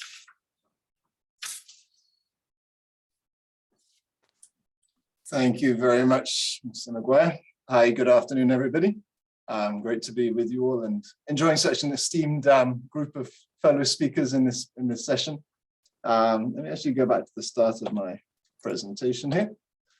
I'm going to talk to you a bit about another aspect of the energy transition, which is e-mobility, electric vehicles and e-mobility. And I'm going to start in sort of following on from what the previous speakers have been talking about, and sort of the need to move towards the need for the energy transition in the Caribbean and in Trinidad and Tobago. So it's just a random bunch of dots on the chart. These dots, each one represents a country. So I think about 170 countries around the world represented here. Along the x-axis, GDP per capita, price parity to 2017, and up the y-axis, this is kilowatt hours per dollar of GDP. So in other words, this is the energy intensity, or how much income is generated per unit of energy. Now this could be kilowatt hours is usually used for electricity, but it's just all energy consumed in the economy. So it could equally be gallons, barrels of oil equivalent, or any other measure, but in this case we're using kilowatt hours. And basically down here we have the cluster, the sort of under or less developed economies. Up on the right hand side we have highly energy efficient economies. This is Luxembourg, I believe. So we see up here an outlier, which is a country that's a medium income country, but has an extremely high energy intensity. And you guessed it, this is Trinidad and Tobago. So we actually stand out as being the worst or the least energy efficient economy in the world when you take, in terms of how much do we make from the energy that we consume as a country. So I think there's a very driving imperative to look at how do we improve that efficiency. And because that's key to our future competitiveness in the energy transition. So this is a Trinidad and Tobago specific starting point on this particular presentation. Transportation is a key part of this. Transportation does form a fair proportion of our energy consumption. By making our transportation systems more efficient, that's one way we can improve our overall economic energy efficiency. So this brings us into sort of the transition taking place in mobility. And I think we'll be aware of the fact that electric vehicles are kind of taking off in a major way at the moment. And there's a lot of interest and buzz around electric vehicles. I think recently there was a motor show in Munich in Germany, which is the Germany Motor Show, normally in Frankfurt. This year it was in Munich due to COVID. But there were basically hardly any new models displayed by motor manufacturers that were not electric vehicles. So almost all new models under development, all new models being displayed are electric vehicles. So the world is definitely going in the direction of EVs very quickly. And that's driven by a lot of different things. Listed them here. One of them being consumer sentiment, because EVs have become aspirational. If you go back 10 years, then EVs were not aspirational. They were only driven by eco warriors. But now, execs drive Teslas, and it's become a more aspirational product, but also driven by policy and regulation around the world. For instance, in the European Union, there's a requirement that motor manufacturers, their corporate average fuel economy is less than 95 grams per kilometer. So that's the weighted average of all the vehicles they sell into the European market. It has to be less than 95 grams per kilometer. That's of CO2, and that's a figure that's only achievable if you with an electric vehicle. Basically, you can't achieve that even with a very efficient hybrid electric vehicle. It has to be a plugged-in type vehicle to achieve that fuel economy. So it's a very aggressive target and very steep fines that are likely to be levied on manufacturers, and that's one of the things that's driving this transition. But then OEM strategy, that's manufacturers are responding to that, as indicated by the Munich Motor Show example. Corporations are driving it because there's economies, actual cost savings that could be achieved by going electric. So, and then, well, I put OEM strategy here twice, but okay. So these are the sort of curves showing the growth between sort of 2015 and up to 2025. We're seeing it's exponential, but you could really extrapolate this curve and see it's going to be the bottom of the innovation S curve. And if we were to carry on up here to the top of the slide, it will probably sometime around 2040 level off, and the growth will stabilize to a certain extent. So we're right at the start of this very aggressive growth curve in terms of electric vehicles. And what it's being driven by, partly, or one of the factors here is the reducing cost. Electric vehicles are much more expensive at the moment than an equivalent gasoline vehicle. And the main reason for that is the cost of the battery. But battery prices are coming down. They have been coming down, again, probably following Moore's law of reducing technology cost. That's going to have some balancing factors, which might mean this doesn't continue to come down as quickly, but a lot of battery innovations are coming through, which are bringing down the cost of batteries. And a key metric for that is the $100 per kilowatt hour cost point for batteries. So once batteries get below that, the automotive industry believes that EVs would be saleable at the same price point as an equivalent internal combustion engine vehicle.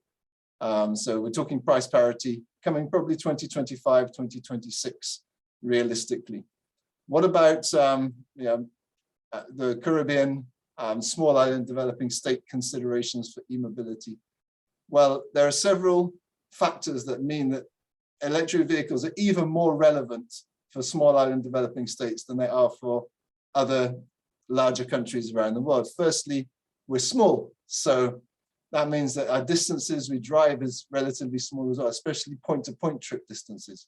Actually, our average mileage around the region isn't much less than the average mileage of, say, somebody in the US or somebody in Europe, but the maximum distance we might travel in a trip is much less. All right, so we do drive a lot, but our trip-to-trip, our point-to-point distances are lower. We also have lower average vehicle speeds and limited highway driving. Highway driving is the most challenging part of range for an electric vehicle, because that's where you have the highest drag forces on the vehicle, and its efficiency drops off on highways, but we have fewer highways in the region, so that works for us as well. We also have, as being discussed through the session, this sort of concerted effort to shift towards renewable energy and to phase out very expensive imported fossil fuels. So this has always been something which all the other islands of the Caribbean, apart from Trinidad and Tobago, has historically had a challenge with, but now we have the same challenge because we're also importing all our vehicle fuels. We no longer, of course, produce them locally. So this is relevant, and that's volatile, cost based on foreign exchange rates and oil prices and so on. So we have a number of different factors in there, and then vulnerability to climate change and climate change effects. I think one of the things, following on from what Mark pointed out, that we don't contribute very much at all to the sort of global greenhouse effect, but we can be leaders in demonstrating a good response. So I think that's really another part of the picture here and I think, Barbados through Prime Minister Motley's been doing a good job in that respect, sort of exemplifying climate gas reduction efforts, being leaders.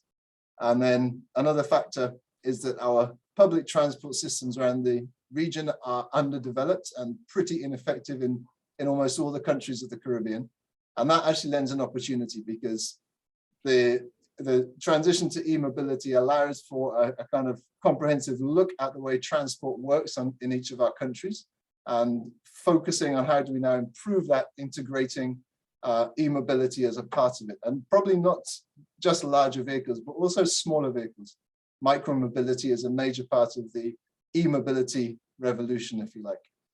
So just in the last couple of minutes, this is one of the things you have to do if you want to quantify how effective an electric vehicle is in a particular territory, is to look at how people drive. What's the driving patterns, the driving cycles that are found in different territories. So we did that for Trinidad and Tobago, along with Bhupendra Maharaj, my co-author on this paper. So we created a representative driving cycle, well, two, one for urban, suburban, and the other for highway conditions. So now that allows us to model things, to model the way electric vehicles perform.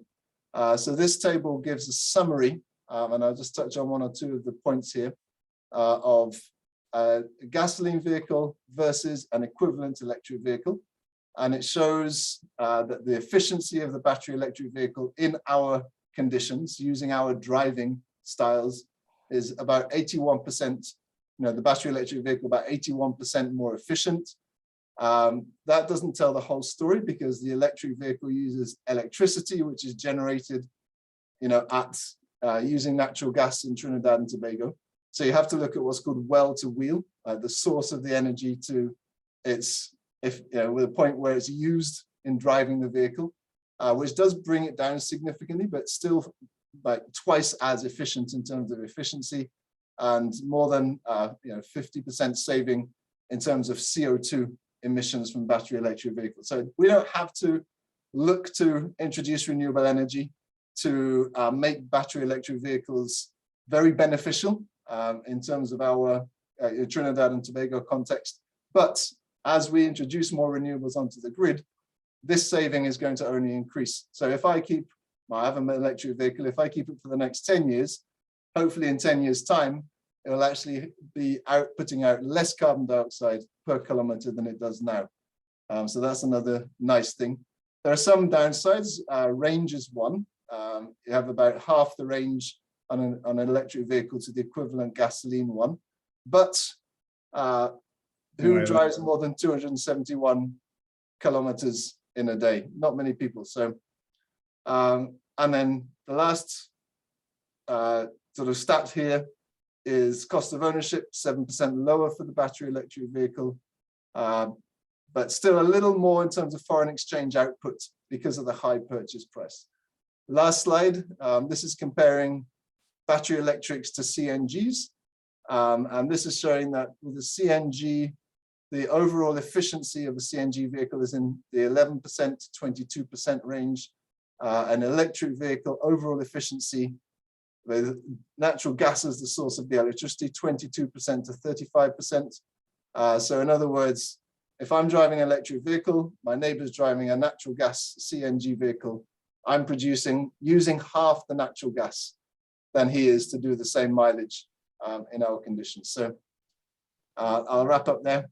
I think I sort of close my case at that point. We could pick up on some of the things in the discussion. Okay, thank you so very much. Graham, is it? All right, so we're done with our panel, and time is tight. Graham did very interesting, all three panelists touched on some very different points and different perspectives. Philip spoke to us about green energy and hydrogen, green hydrogen, sorry. Monty took a different view, looked at the region as a whole and called for collaboration and in making this energy transition, making the distinction between the energy producers and non-energy producers. Mark Luquan expanded on that and in fact did the whole went through, sorry, my notes.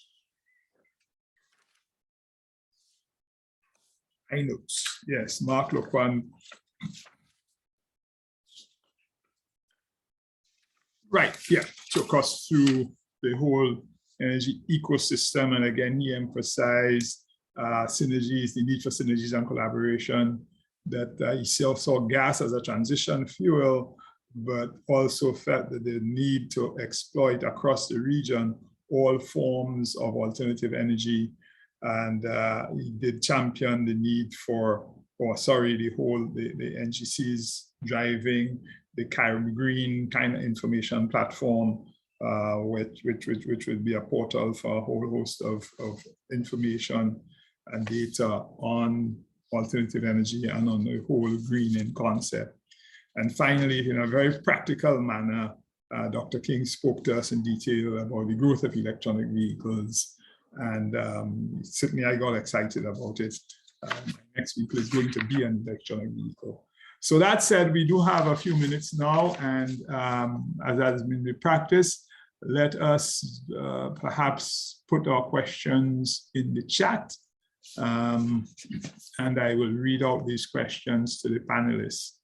And while we wait on it, I want to throw a question out to Mark Luquan while we wait on others. And Mark, my question is, I looked at your map about with all the collaborators on the Carib Green project, and I didn't see the 5 C's mentioned there, Caribbean Climate Change Center.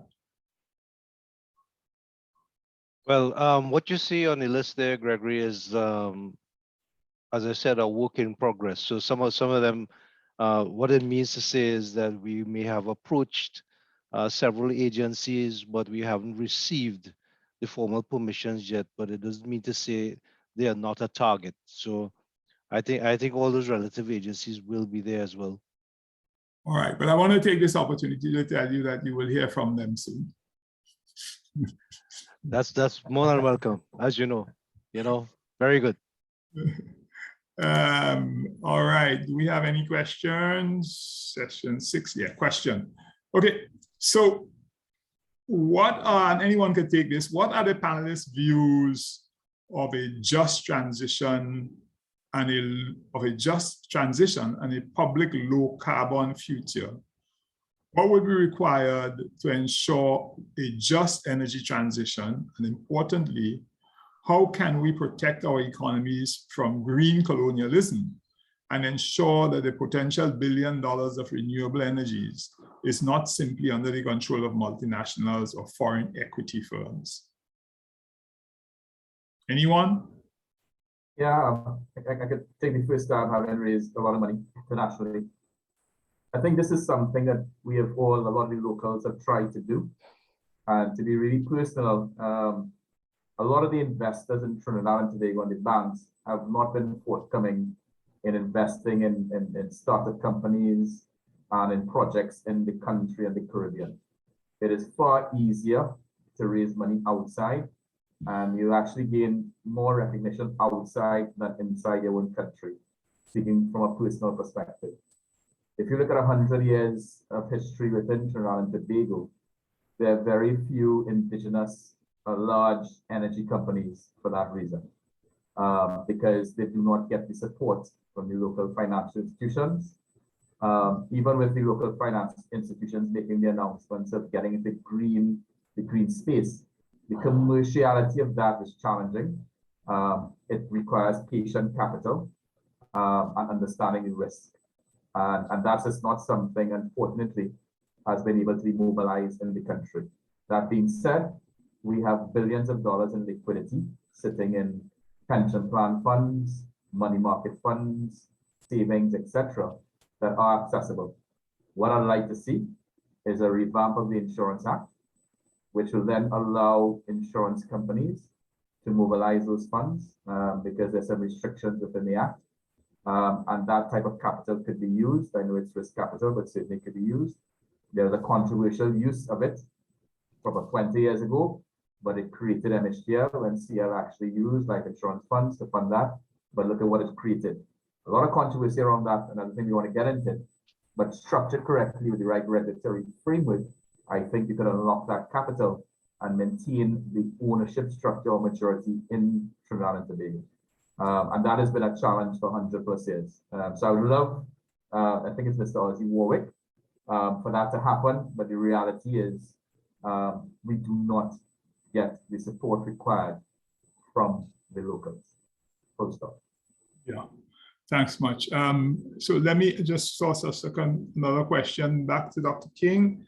How do you see the EV growth evolving in Trinidad?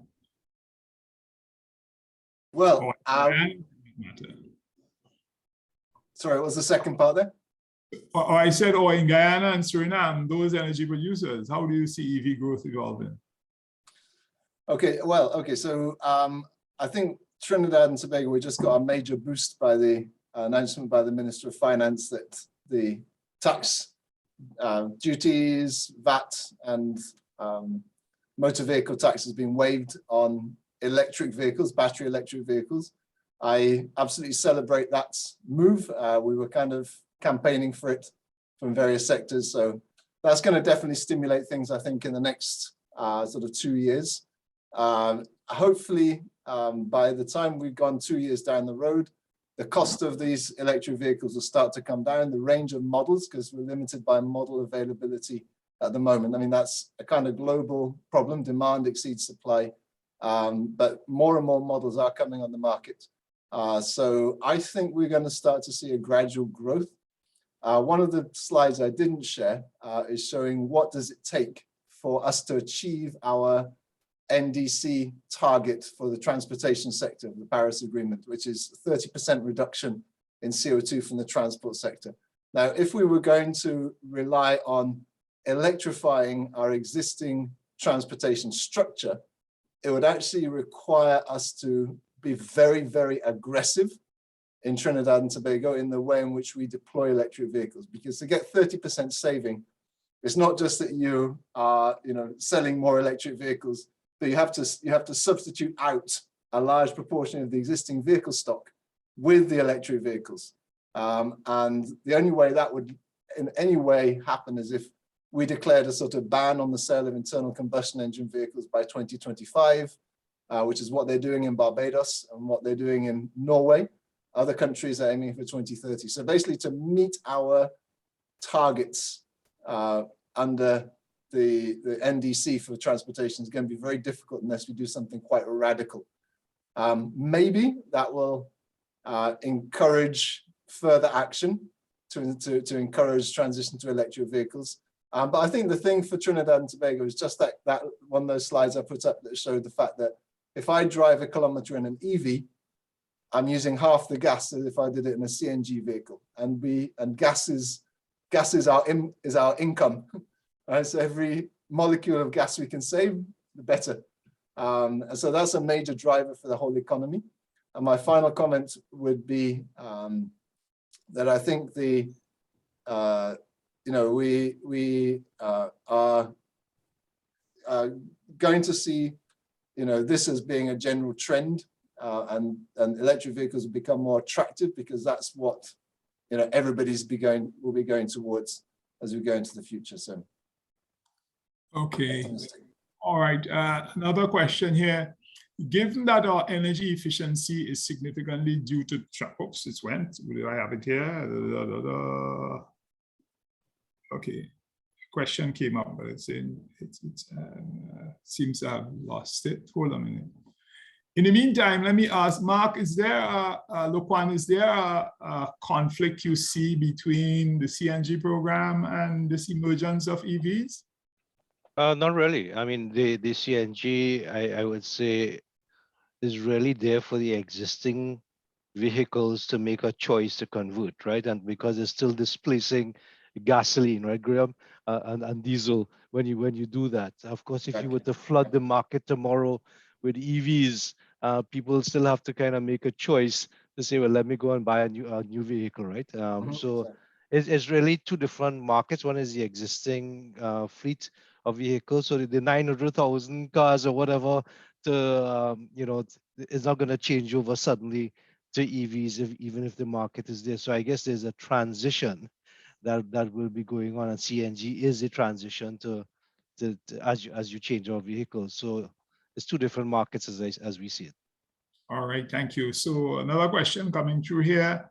Given that our energy inefficiency is significantly due to the transportation sector, do we not need to first focus on establishing a proper public transportation system, even as we tackle the introduction of EVs? Absolutely. Yeah, absolutely. I mean, I think that's something we need to really strongly consider, because another part of the transportation equation from an economy point of view is just the huge inefficiencies that we have in our economy due to our congestion, which is absolutely unnecessary. We don't need to have congestion, and it's not a hard problem to fix.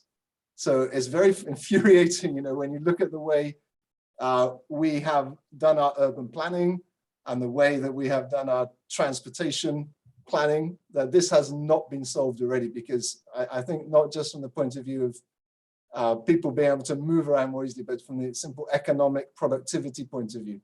Congestion is something we have to deal with, and that needs an innovative approach to the public transport system. So I'm fully in agreement with David Abdullah on that one. And I think something as simple as park and ride, why haven't we done it?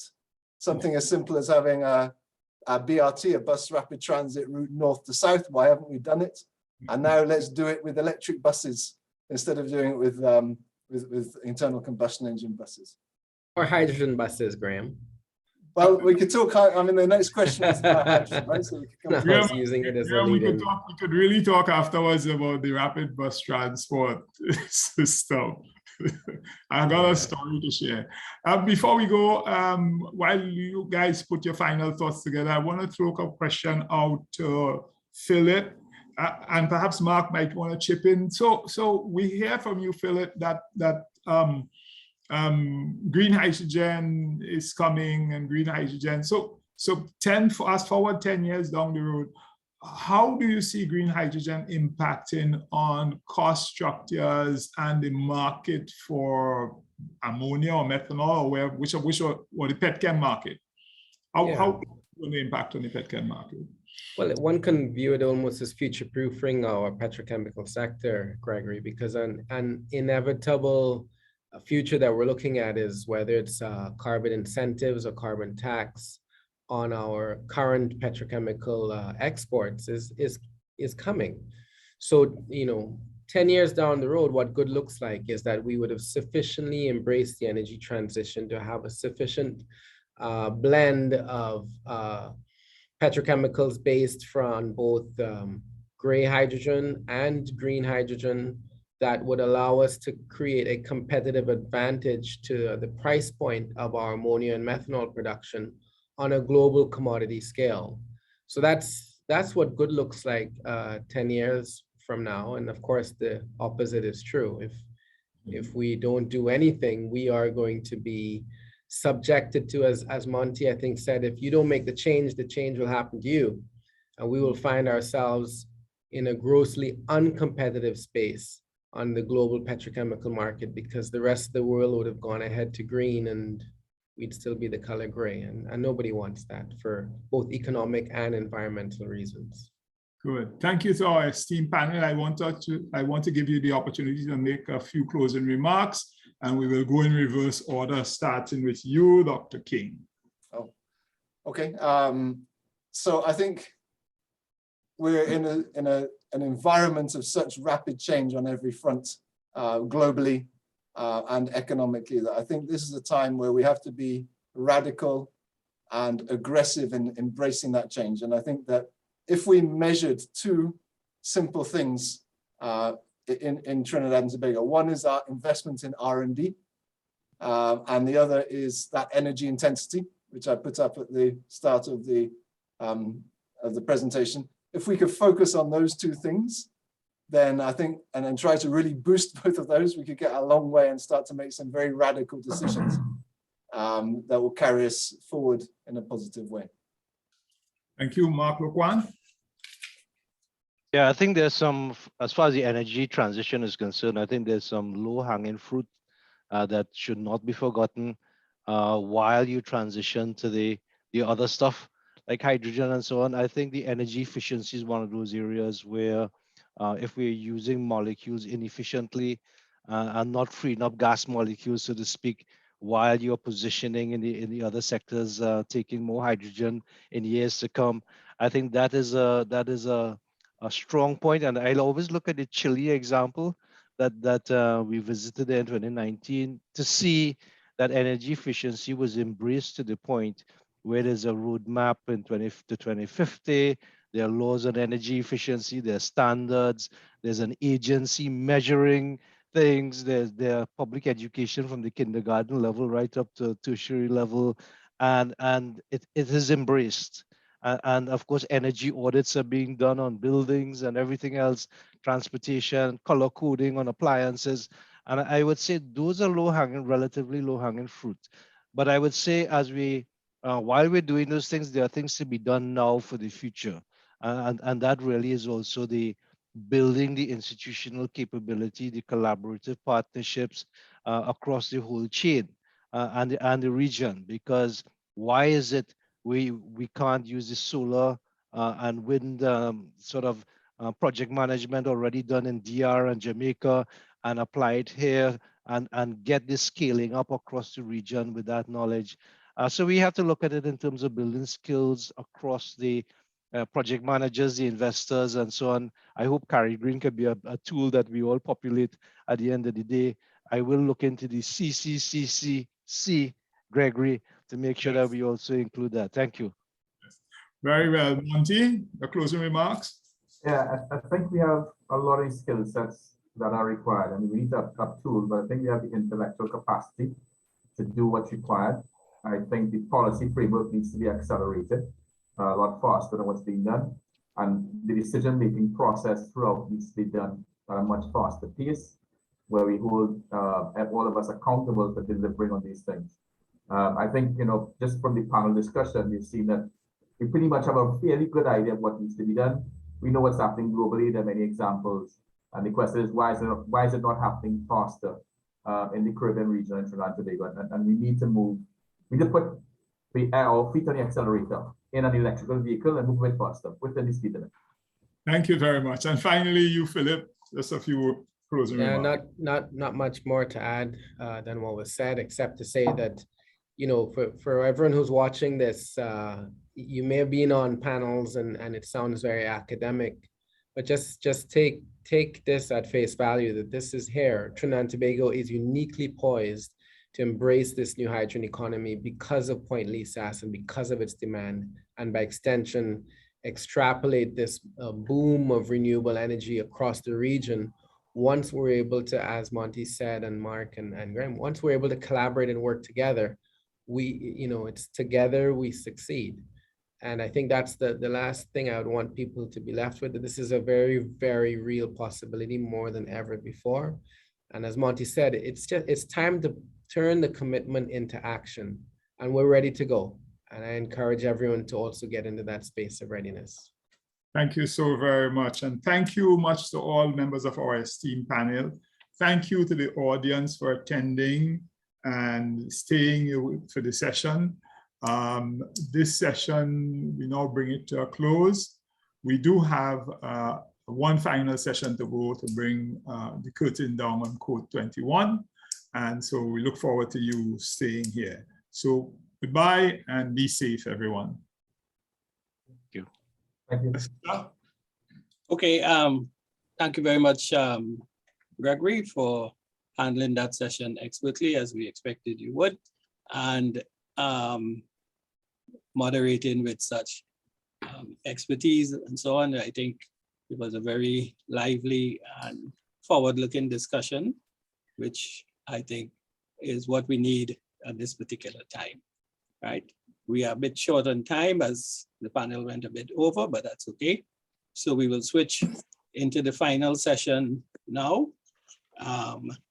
And my job is to just introduce the chair of that session, who is Dr. Ernest Messiah, who started off his career at the CARICOM Secretariat and has worked on public health issues in several jurisdictions in Latin America, Africa, and in the Middle East. He has also held senior positions at the IDB and the World Bank.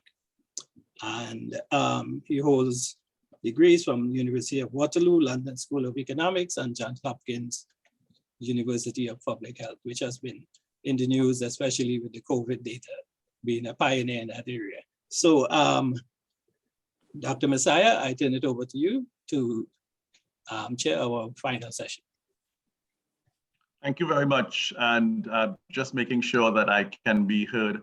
There may be some internet problems. Welcome everyone to this last session. Let me start by saying what I see this session as being able to do is to pull together in a very strategic way the discussions over the last couple of days. But first, let me start by introducing the panelists.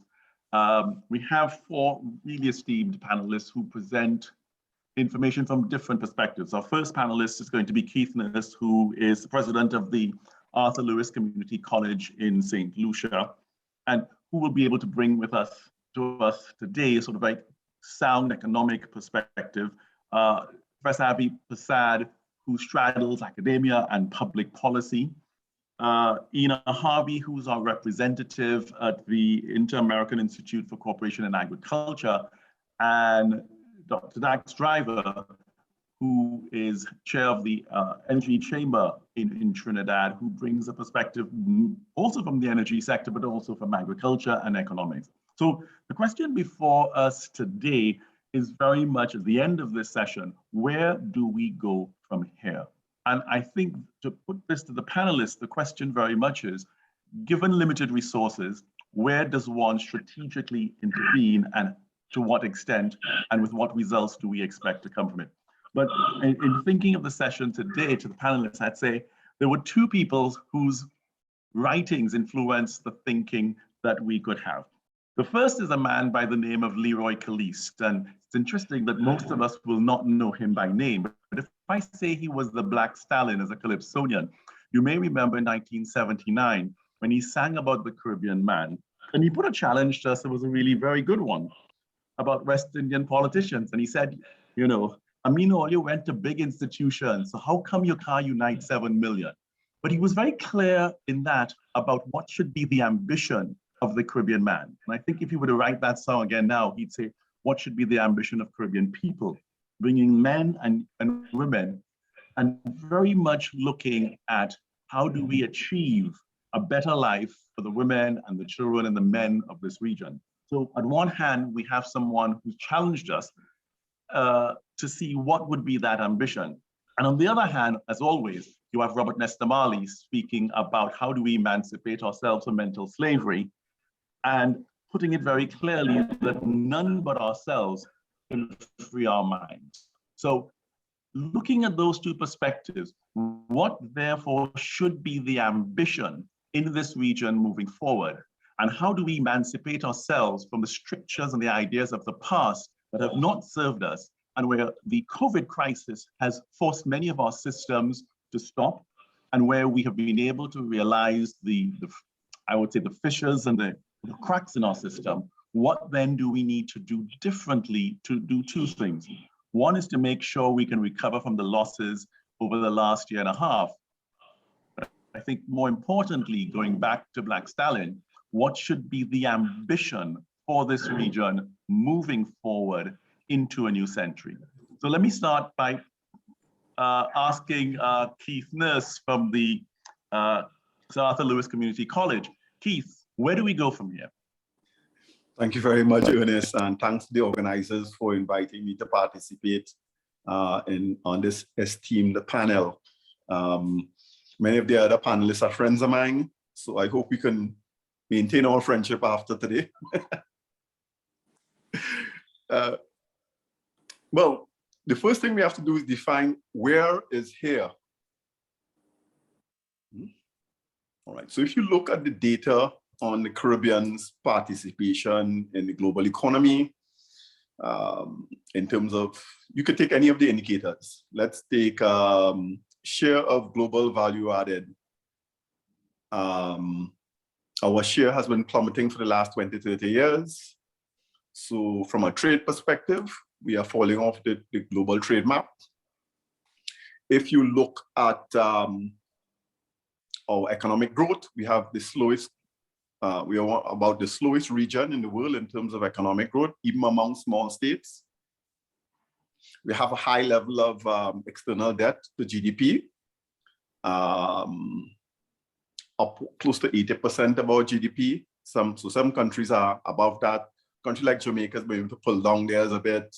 Barbados has done well to pull theirs down, but it's very high nonetheless. It's over 80%, in some instances 100+%.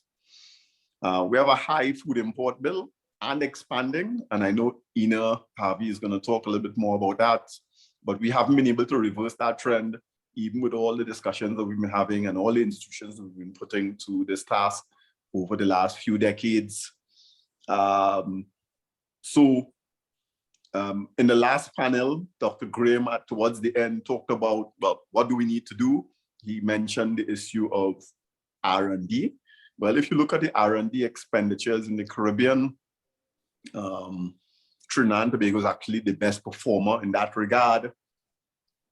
And Trinidad and Tobago is spending 0.09% of its GDP.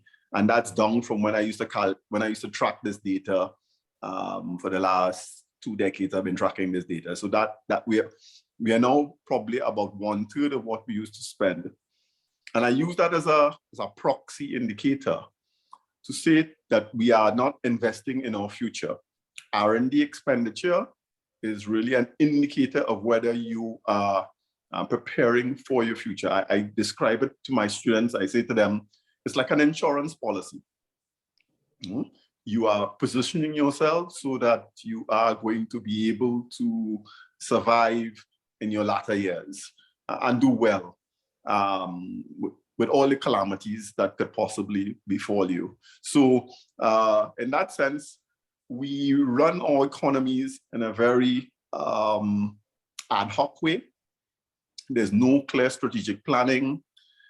There's no foresighting. And so we run from one election to another, one annual budget to another. And that's the maximum amount of planning or strategic planning that we are doing. And this is generally across the board in most territories in the Caribbean. And so that's where we are. Now, if you then add what COVID has presented to us, which we already knew, which is that we have the highest rates of chronic non-communicable diseases in the world. So we are at least among the highest. And so the issue of comorbidities associated with COVID has been presented as a vulnerability. So let's take that as an example. The question then arises is this.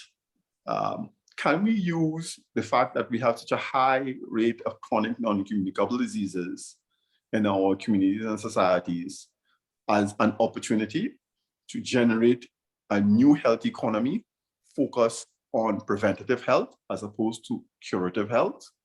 Can we train up a cadre of people and also shift away our budget expenditures on health from curative to preventative? And I'm not talking about a massive reversal. I'm talking about, can we shave off 5, 10% and redirect that?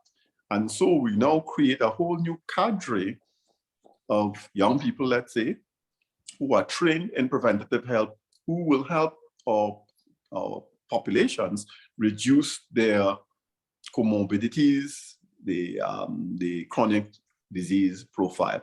So that means now that rather than just viewing this as a problem or challenge, it now converts itself into an opportunity to generate new kinds of jobs, new sustainable jobs that can transform our economies and our options.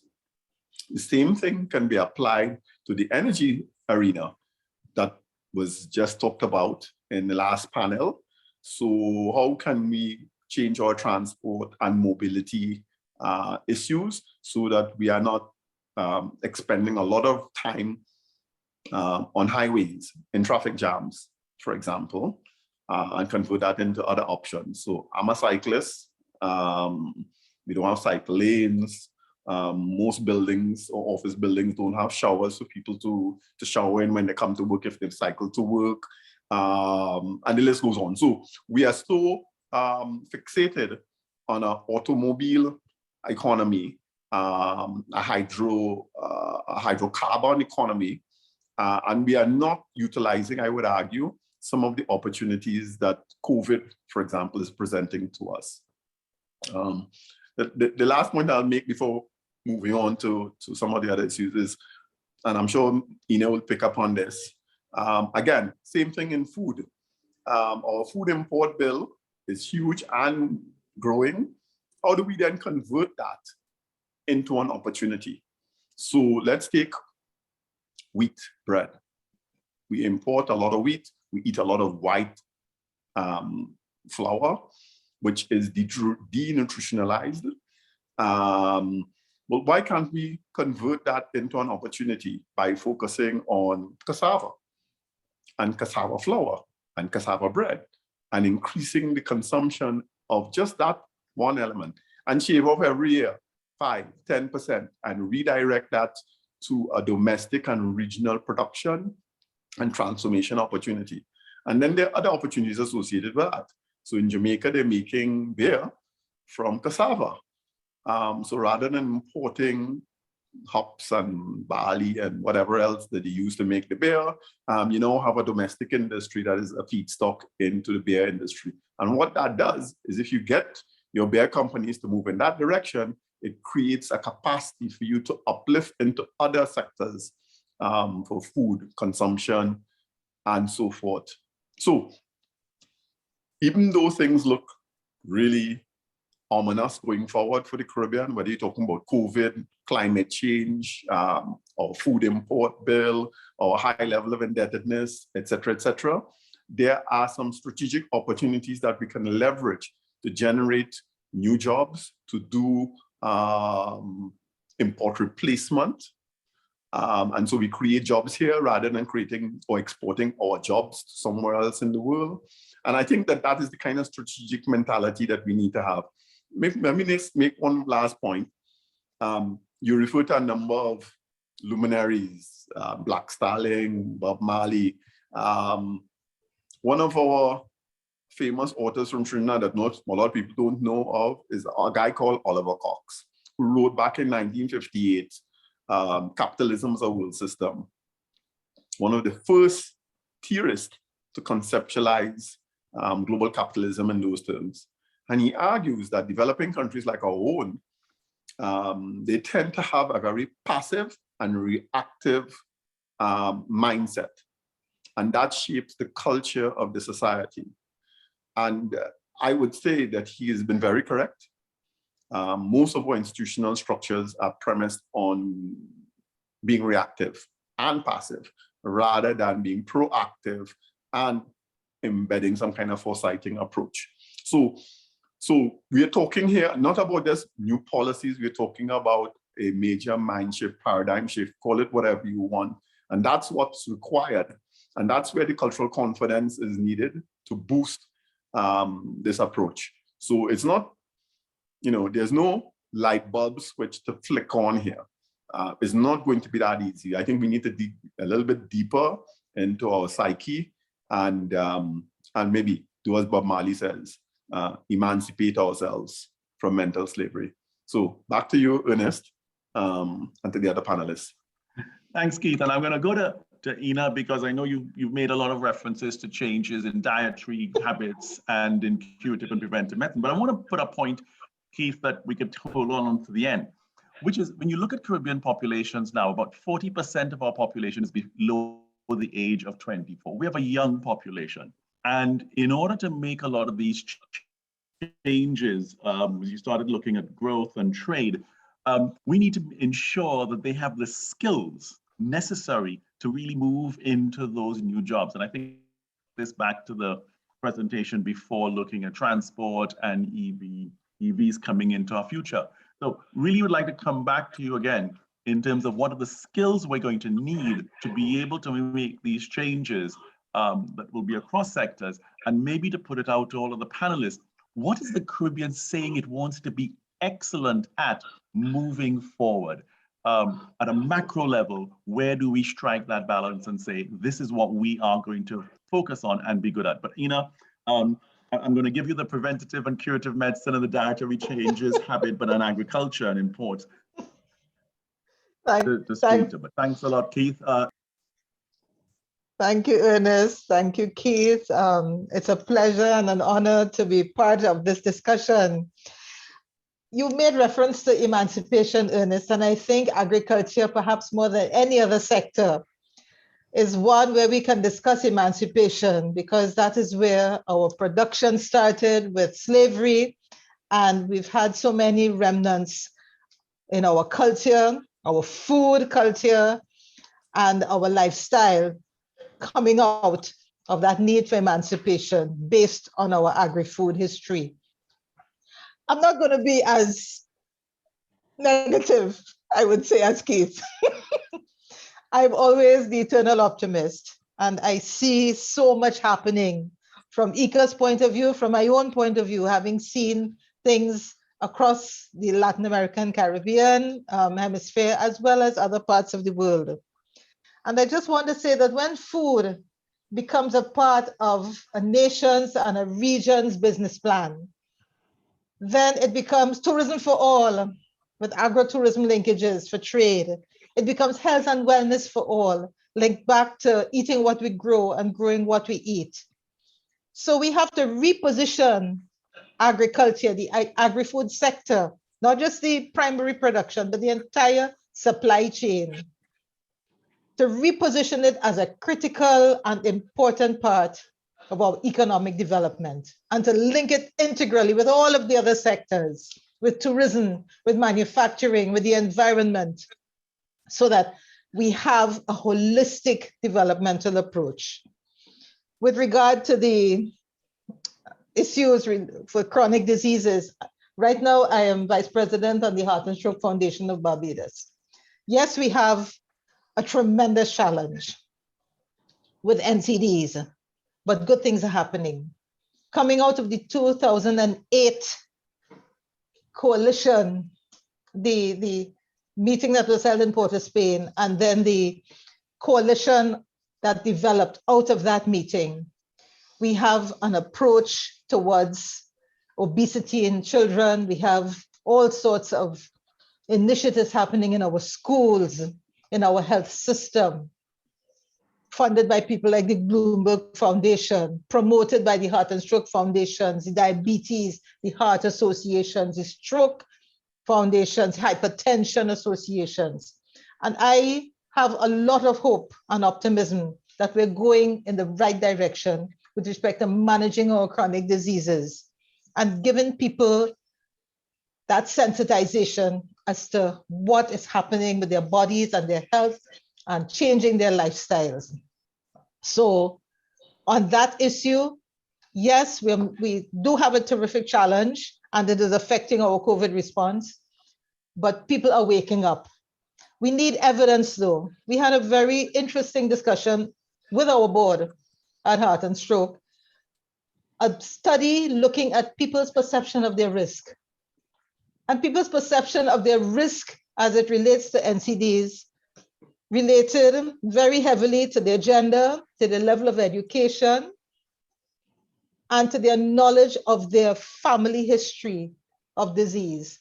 We don't have enough data and we're not sensitizing our populations enough. So I just wanted to put that in it. Our panel, one of our panelists said, if you eat food, you're involved in agriculture. And I think we often don't make that connect. When I first started in agro-tourism, people said, well, what does agriculture have to do with tourism, Ina? I said, tourists eat food every day. We eat food every day. People don't make the connection. And the agricultural sector doesn't only provide food, it provides entertainment. We have rural tourism now emerging as the tourism, the informal sector, the Airbnb, emerging as the sector that tourists want because they want open spaces, yet they still want authenticity, real food, connection, family type vacations, friends and family. And this is where we have to pivot our tourism sector, not just on sea and sand, but to make a tourism sector that drills right down to business for our communities, for our farmers, for our fishers, for everybody along that chain, so that it's business and tourism for all. So those are the kinds of points I want to make. We have to promote our chefs, our mixologists, our cooks, so that we take our cuisine to that level in our restaurants, to the world, but still maintain our indigenous cuisine and link it back to our agriculture. Peru has done it marvelously. Our cuisine is the engine that will pull that trade for our local production, for our processing. So we need to do that. The panel that I chaired, I think my panelists met while I was having a little lunch, and they have a number of next steps. Ernest, I don't know where you would fit them in, but I think they want to make a little statement about where they, as the panelists, see they have to go. So I'll stop there so that the other chairs can have some time to make their comments, and I can always come back with any questions. Thank you. Thanks so much, Ina. Well, what I'd like to do is let me go to Abby first and then to Dax, and then we'll come back because I think you've hit on some very interesting things. But I like how you started and you said, we need to be repositioning agriculture, but we need to be repositioning health. We need to be repositioning every sector in our economy. We need to be repositioning tourism. We need to be repositioning education. So we have a lot of repositioning to do, but we have limited resources. So the question, Avi, very much is, given a wide development agenda, you know, the development compact that we now have and what we started out with 50 years ago looks very different. Where do we prioritize as we say we are moving forward and going forward from here within the fiscal constraints that Caribbean countries now find themselves in? Where do we start? Avi? So that's a great question. And I'm going to answer that question in what I'm about to say to you. But I want to do it in a way of addressing some myths and some falsehoods about economic policy. This is the Conference on the Economy. And I have been very lucky in my life to have accidentally been involved in finance, in the private sector, in academia, and in public policy. And outside of government, there is this belief in the private sector, in academia, that, you know, the reason why something good is not happening is because other people aren't thinking as well as I am. Other people aren't strategizing as well as I am. Other people don't care as much as I do. And you know what? That's not right. The best thing to do in economic policy and in public policy is assume that everybody is as bright as you are. And the reason why something is not happening is because it's not incentivized to happen. And it's not about changing people. It's not about changing you, putting you there because you care more, you think more, you're more strategic. It's identifying what is the incentive that is causing the behavior you don't like, and how do you change incentive? If we do not change incentives, we will continue to get what we're getting. Let's take an example. Keith mentioned a great example. Ina mentioned another one on food. I want to pick those two examples and then end with one of my own. Preventative healthcare. So we all know that preventative is better than cure. We were taught that by our mothers, right? We've known that for 20, 30 years. Nobody doesn't know that. So why does it not happen? Is it because, you know, we care more, we're brighter? No. The reason why it doesn't happen is our economy does not incentivize preventative healthcare. Our economy, you get paid, doctors and nurses get paid when you're ill, not when you're healthy. People get paid, transactions are done when you're ill, not when you're healthy. You know, the best thing for your health are two things that the economic system finds hard to charge for. It's walking and water. And so that our economic system is incentivizing what we have. So what we need to do is not preach about preventative more because people know that. It's changed the economic system. So here's one idea we're toying with in Barbados. We need people to get paid for being healthy. Because if people are being paid to be healthy and they stay healthy, they are actually going to save the state an awful lot of money. Take non-communicable diseases. We are seeing an explosion of NCDs in the Caribbean. We have done a lot of public health care, public health announcements, education, you need to eat right, reduce sugar, all of that, that's not really working. It's exploding. And worse, when people get ill, they get diagnosed, the state pays expensively for medicine to give people, they don't take the medicine because they tend to take the medicine only when they're feeling bad. So you start off being a diabetic, you end up having renal failure and being on dialysis. So the state spends a lot of money, certainly in Barbados, where it's a public health system, on people. If we were to keep them healthy and prevent their problem, we'd save a lot of money. So maybe what we should do is pay people for being healthy. And for middle-class people like us and all the people on this call, on this conference, that, you know, and I don't mean a subsidized gym membership. That does not work. It's not. I'm not talking about $50 a month. I'm talking about $5,000 US a year. for you being healthy, or $2,000 US per year. The average person in the Caribbean, you offer them $1,000, $2,000 to be healthy every year, you would find a lot of people incentivized and they will start competing with each other to stay healthy. And we would end up saving a lot of money. I'm not saying that's the only way. I'm saying you've got to change the economic incentives, because not changing it is going to lead to exactly where we are. Take food. You know why we don't produce our own food? Because we're really expensive at producing our own food. In Barbados, the average person is going to be earning about 3 or 4 times what an agricultural worker earns in Guyana. In fact, it's probably 5 times. And they're in an air-conditioned office, and the bathroom is around the corner, not a mile walking down a field. So the reason why we don't grow our own food is we're not incentivized to grow our own food. And if we want to grow some of our own food, we need to change these incentives.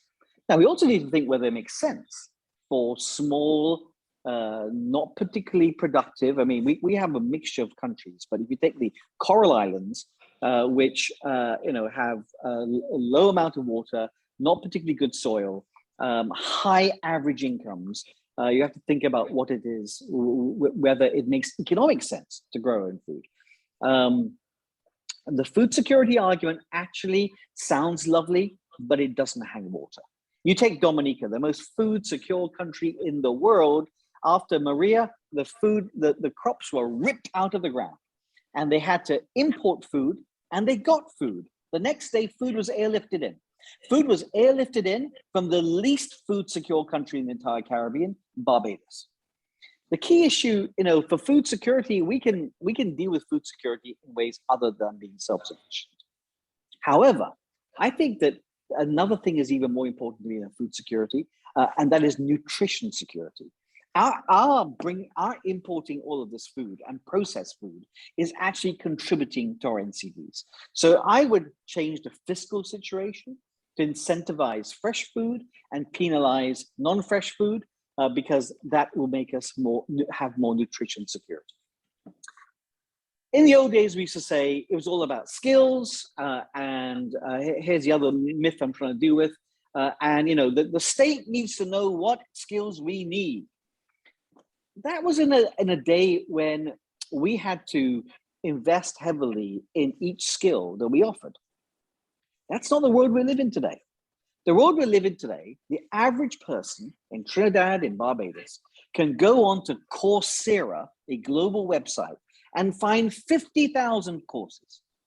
And there's no person better at choosing what skill people need to have than the very people themselves. People are actually very attuned to identifying where the trends are, where the demands are, what they're missing, and to go and get it. So we actually did a deal with Coursera, Barbados, as a nation. Every Barbadian now has access to Coursera for free. And some 22,000 out of a population of 300,000 have signed up. Some 66,000 courses have been done. And they have picked what they want to do. And 3,800 of them picked Java, coding with Java.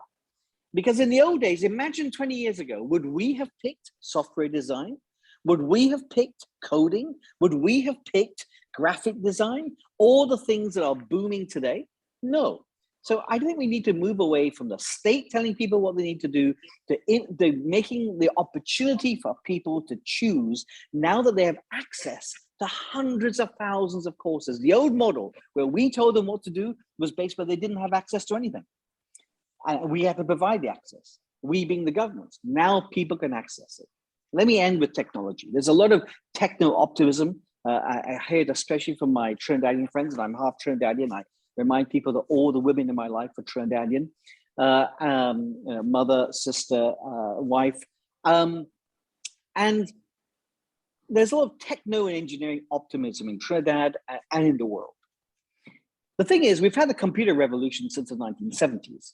We've had the internet revolution since the 1990s. We've had the Internet of Things in the past 10 years. Not one single impact on global growth. The global economy is not acting faster than before. Productivity is not higher than before, because technology has the capacity to be disruptive in a positive way. It has a capacity to be disruptive in a negative way. Technology is not the difference. It's the way we organize society and use technology. And let me end with this point. Imagine there is a computer. Imagine there is a robot that can do, and you own a robot. And this robot can do everything that you do. In the morning, it comes down, it cooks the most perfect scrambled eggs. It packs its bag, it goes off to work, it comes back, it hands you the check for the day's work, and you're sitting there watching your favorite movies on Netflix and doing whatever you want to do. Fantastic. You've got the life you want to lead. Imagine now that that same robot is owned by Microsoft or Facebook. You're now having to work all the hours that exist on a declining wages with no pensions because to compete with this robot that's doing all the things they used to be able to do. The difference is not technology. The difference is ownership. And so we need to come up with new ways in which we deal with ownership.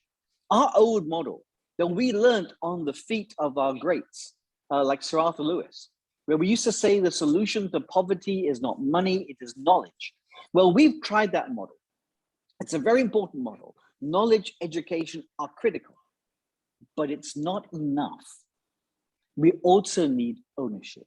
Ownership also matters. And that ownership, to Keith's point, is not just about ownership of things, it's ownership of knowledge. It's ownership of IP. And so we need to organize a society in a way in which we have a more distributed set of ownership. That's the only way we're going to deal with the modern technological economy, with the disruption that technology will cause. The new technologies are creating this gig economy, has winners and losers, and there are many more losers than there are winners. And we have to make sure that our people are winners, not losers. And that's about thinking about ownership, thinking about how they get access to all kinds of skills and they're able to add value added to themselves. But the key is not just about education, it's not just about skills, it's also about ownership. Thank you very much. Thanks so much, Avi. And I think you've really put out that case very clearly on behavioral economics, which in the old days, the grandmothers called good common sense as to what would incentivize a small child to behave properly. And I think that same thinking applied to development and the areas that we're involved in is applicable. I'm going to turn to Drax now, and perhaps Drax, if you could perhaps pick up on two things here. I think the whole question of what do we own and the question of ownership, Avi, that you've put out there very clearly. But also too, I think interestingly, we've in all societies, we've had this notion that the new technology will change development, be it the radio in the 50s, the television in the 70s, satellites in the late 80s, that would somehow magically change the development agenda and also create growth. And each of those have disappointed in different ways. So Drax, great to get your take on where do we go from here and what do we need to change? And I think the question of incentives is critical. What are the incentives that need to change? And they're not just incentives at the individual level, but also too at a government level, but also too, I would add, incentives for the private sector. How does this all come together in a much more holistic way to move things forward? I think a case in point, it always strikes me, as you speak about changing behavior and dietary habits. Unless we change the incentives for KFC such that, not that we put them out of business, but that we change what they offer and how they offer, it will work partially and not as much as we'd like. So Drax, over to you in terms of where you see us moving forward. And with the discussion we've had so far, what do we need to do in the Caribbean with the development agenda that we have and the global challenges we face? Thanks. Okay, well, the first thing I want to say is that I don't like talking after Avinash. It's very challenging and he always puts me off what I want to say next. So what I want to go next is not to talk after Avinash. Okay, this is we change the incentive. I want to talk before him next time, please. But anyway, okay, let me just start by saying a little bit about, so yeah, I'm here representing CARICHAM. I just wanted to say a little bit about, just 30 seconds on what CARICHAM is, and then just some ideas that I had, some of which relate to what Avinash was saying, but perhaps in slightly different ways. So just CARICHAM, first of all, this is the regional network of chambers of commerce. We have 21 members from across the whole region, from Bahamas up in the north, down to Suriname, and from Barbados in the east across to Belize in the west. But it's a network of chambers. So it's a different way of organizing chambers than we've had before. And I think it's actually quite powerful, because we're not trying to create an organization where you have elections and vice presidents and you spend your time talking about the bylaws. You actually just try to do things and work together. And so we're working on transport and trade facilitation. We're working on disaster risk reduction. We're trying to share best practices, and then we're seeing how chambers operate to create value for their members. So it's quite a powerful sort of thing. So the second thing I just wanted to perhaps to reflect on is these talk. A lot of people criticize conferences for being talk shops and not for doing things. But I think one thing that we've learned over the last 18 months is that talk is actually really important, and talk persuades people to do things or not to do things. And I think we only have to look at the horrendous problems which has been caused by the anti-vaccination disinformation campaigns, the talk around that, and the problem that that's created us, to see how powerful talk is, because actually you make people change through a conversation and through talking to people. And if you're giving them disinformation and the wrong information, you can make people do things which are really not in their best interest at all, but they're being persuaded by a conversation or something they read online, as the equivalent of a social network around that, a conversation. So talk is very important. And I think we sometimes do down conferences as talk shops, but actually it's the talk which actually gets people to change their mind. So on that point, I just wanted to give a little bit of an anecdote of then 3 ideas that sort of came out from that about where do we go from here. So the anecdote is about how I created something called Safe to Work, or the South Chamber, of which I took over in 2003, is now called the Energy Chamber. We created this thing called Safe to Work. This is an HSE pre-qualification requirement, which all service companies and contractors in Trinidad have to be part of. And it came about because they came to me and complained that when they went to the major operator companies, every operator had a different requirement. And this became very difficult for them to meet. So that's sort of 30 operator companies, and each time they had to reapply to be on their bid list, and said, please, can you sort this out? So I naively back then thought, well, that shouldn't be too difficult. I'll just get them all to come together and agree. Now, it took about 6 years, but they did eventually do that. And to go back, and by nice coincidence, one of the people who is the key administrator for that is Leroy Killy's daughter, who actually works for me, Kenya. So that's just a nice coincidence. So we have this program now. And then on the ownership issue that Avinash was talking about, the nice thing about this is owned by the industry in Trinidad and Tobago. We developed this. It's a mature system. We've put hundreds and hundreds of companies through this certification system, but we own it, and it's as good as any program, or better than most programs in the world. And I know that because when a new international company comes into Trinidad, they have to benchmark it against what they're using elsewhere. So when Shell bought BG, they had to benchmark it against what they have internationally. And they say, well, this meets all of our requirements. So it's something which we own, we developed, it's owned by the industry here in Trinidad, and it is world class. So the ownership is important. But the 3 things I wanted to pick up on the first, as we were doing that, there was 3 conversations that I'd had as we were going through that between industry and government as we were developing this thing, because we thought we needed to get alignment with government as we developed this. So the first conversation was with somebody in the Ministry of Labour, a very senior person in the Ministry of Labour. Listened to what we were doing. He said, well, I really like this. This is fantastic, really good. Can you write it all up for me in a proposal? I will take it to cabinet and we will get permission for you to do this. And I said, what do you mean? I don't need your permission of cabinet to do this. This is what we're doing. I'm just informing you about it. And he was really taken aback. The thought that these guys can go and do this without the permission of cabinet. I was like, well, of course we can. There's nothing that stops us. There's nothing that says we can't do this. But it's just an interesting sort of way of thinking that everything had to have a sign off and permission signed off by cabinet before it could go forward. The second conversation I'd had was with again, a very senior person in the Ministry of Energy, a hugely well-respected professional in the Ministry of Energy, somebody really seen as a technical expert, very, very knowledgeable in his area. And he listened to what we were proposing, and he said to me, Dax, look, I like this. On paper, it sounds really good, but there's a trick here. So there's something here. I said, I don't know what it is, but you've got something, industry has got a trick here. They're trying to fool the government with this thing. I don't know what it is, but there's something in here which is trying to trick us. Now, I sort of thought, do I argue with him? And I said, no, don't. Just try to do the program. And the nice thing is that he retired from the Ministry of Energy, set up his own company, and his then company then came forward to be certified eventually. I think we persuaded him because we actually delivered on what we said we were going to do. And I think most importantly, we really have put a huge emphasis behind ethics in this program. And we have tried to really have a code of conduct, which we consistently reinforce, and just we try to be very ethical about this program as we're doing it. The last one sort of conversation I'd had around this was we presented to a sort of a multi-stakeholder committee in the Ministry of Energy about this program. And one person on that committee who actually wasn't a public servant, but he was convinced that this was not something which industry could do. It had to be done by government because it was a regulatory type thing, because you were certifying people.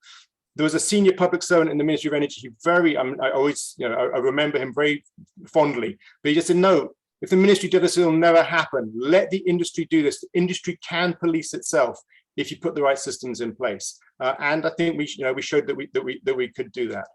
So just some conclusions coming out of that about then a way to go forward. The first one is don't wait on someone to give you permission to do things, and sometimes just need to go ahead and do them. I think perhaps that's the way Avinash was talking about the skills development. We've got to sort of get away from this idea that there's somebody who's going to research this and come up with the right answer and tell you what to do. Sometimes just need to open it up, and people make their own decisions about what's the best thing to do. And they might make mistakes, but if you make it easy for them to fail and pick themselves back up again, then you can keep moving forward. The second one is we really do have a big trust deficit which exists in the region, and it's not just between governments and private sector. It's between people in the private sector, it's between people in civil society. There is a really big problem we have of trust, and I think that all of us as sort of actors trying to change things have to just recognize and be aware and know it's there. And you're not going to change it by saying, trust me. No one, that doesn't work. You've got to show that you're trustworthy. And I think focusing on ethical conduct is hugely important. And you've got to focus yourself on being ethical the whole time as well. So having a code of conduct and looking at it the whole time and measuring yourself against it. And if you do that, then there is a chance that you can move things forward. And people might begin to trust you, but it is it's hard work. And you've got to keep at it. And then the third point that sort of occurred to me through that process was this idea about the power of industry associations and collaboration. I was thinking about, Inini, the conversation in the agricultural sector, talking about organic and how do you certify organic agriculture. And what has really occurred to me is that there's a lot of these things which, if the industry can just do it itself, take the lead, and then later perhaps government can endorse things. But that sense of industry collaborating and coming together and certifying themselves, and it's about, in the end, it's just about, does someone trust the certification that you've created makes sense. So I think the power of that industry collaboration is something which I think we need to embrace much more in the Caribbean. The US does it brilliantly. I mean, the US has an association for everything, and they certify themselves, and people trust the industry certification in the US. In the Caribbean, we have a tendency to think that it has to be signed off by government if it's going to mean anything. So I think that power of certification through industry collaboration is really important. The last, just thinking about that process I'd gone through in 2003, is I was still quite young then. I had brown hair, so I think having young people doing things is also really important. And again, that's what gave me such a sense of optimism from that agricultural panel earlier today was these three young women who were just doing it, and they don't, they're just going ahead and they're not waiting for someone to tell them what to do. They're just going to go and do it. So having young people in positions where they can actually push things forward, I think is also really important. So I just would sort of conclude by saying, so I mean, we have massive challenges, in the region. Climate change is this huge challenge. Dealing with the energy transition is a massive challenge for us here in Trinidad and for Guyana and for Suriname with their new industries. So these things are huge challenges. But if we just focus on the problems, we're probably not going to ever achieve anything. And so focusing on the opportunities, I think, is always is an important thing to do. I get criticized sometimes for that in here in Trinidad. You're just talking about the opportunities the whole time, but we've got all these problems we have to sort out, and we've got to talk about the problems. And that's true, but I think that you do have to, if you want to move forward, you've got to create that sense of optimism as well and bring people along with you to try to create these things which are hard, but we can do them. There's no reason why we can't do them. We can do things as well as anywhere else in the world, and better in many cases. So the last thing I'll just finish on doing things better, going back to the thing about literature. Caribbean literature is world leading. Caribbean literature is winning all of the global prizes at the moment. That was partly created because we had this thing called the Bocas Literary Festival, which reconnected the literature in the Caribbean with Caribbean literature in the US and Caribbean literature in the UK, and has recreated almost this idea of like Paul Gilroy's idea about a Black Atlantic, that interchange of ideas. But there was something which did it. It was an association which sort of came together and did it through this literary festival, supported by NGC, one of the sponsors of this conference as well. And if you do that, sometimes you can create something new and exciting, and it can be so much more than you think it's going to be if you just go behind it, and all these things spark off from it. And so suddenly now you have all these Caribbean writers who, once again, back as they were in the 60s, winning the global prizes and being at the forefront of literature. And that's an exciting thing. I'll stop there.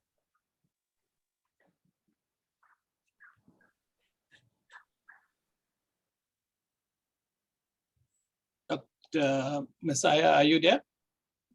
Yes, I am. Okay, go ahead. Perhaps the follow up on Drax's point is I'm sitting in Boston. As you can see, this is one of my favorite books by a Caribbean writer. Again, one of the young Caribbean writers who has just come out. Great novel. I'm sure she'll be very pleased to be called young. By some of our panelists.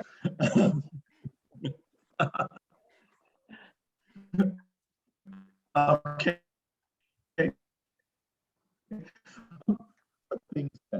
Well, I'm trying to look at, we haven't actually spoken that much about cultures and industry, but again, I think it comes back to maybe 2 or 3 points I'm trying to draw across all of the panelists. I think there's one issue here, which is very much about how do we ensure that the human capacities work very in progress, because the systems are not easy for a young person. And again, if we have 40% of our population below the age of 24, what needs to happen to incentivize their participation in our economies and to grow our economies?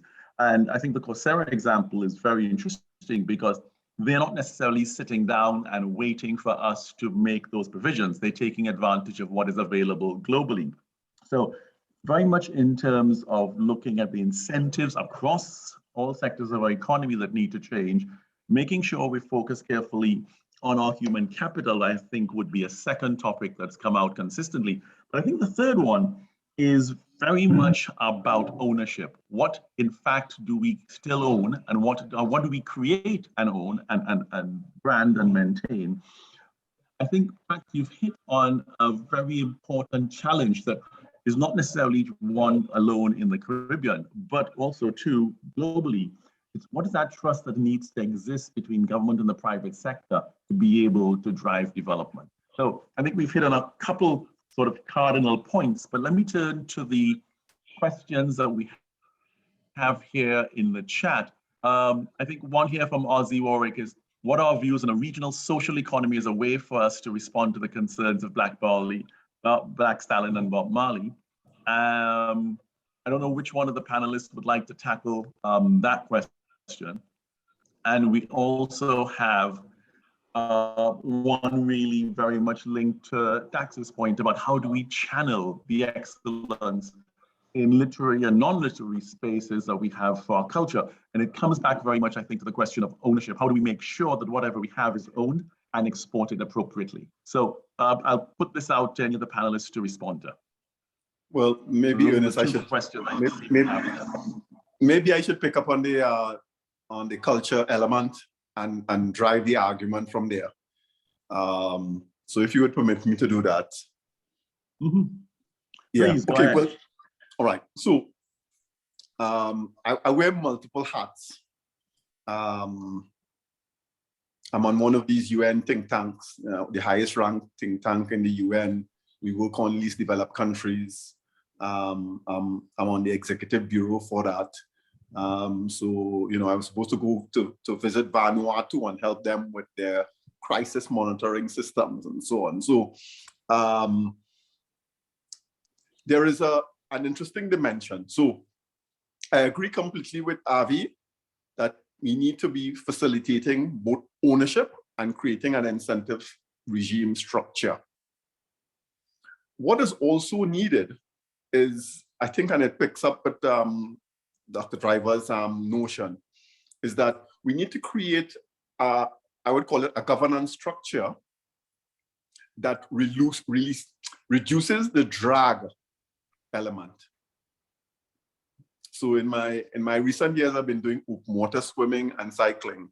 And one of the things you notice about these exercise activities is that it's not just your propulsion, it's not just how much energy you're putting into any particular venture, like in swimming or cycling. It's also your capacity to be aerodynamic and your capacity to be hydrodynamic. So your speed is not just a matter of how much resources you put behind the process. It's also how smart you are in deploying those resources. And in that sense, we need to be thinking about how to reduce the drag. So Avi's notion of an incentive structure is about reducing the drag. Okay, so I abide that argument completely. I'm fully with him on that. Okay, but if you look at how what Dr. Driver was talking about, all our governance structure require approval. Very heavily layered systems that are very hierarchical don't give people, we don't delegate authority, and we don't facilitate growth, particularly of young people, like passing the baton or what you call it, succession planning. We don't do those things very well. So you need to be putting in place mechanisms in every institution and across the board to create this process of facilitation. So that helps with the innovation governance, because basically what you're doing now is speeding up the whole system, not necessarily by putting more resources into it, but by ensuring that resources can move more seamlessly and more fluid and so on. Capacity development, though, is still a critical issue. One of my good friends says that we have two options. We could either wait to be disrupted, or we could disrupt ourselves. Well, I'm in the disrupt yourself framework.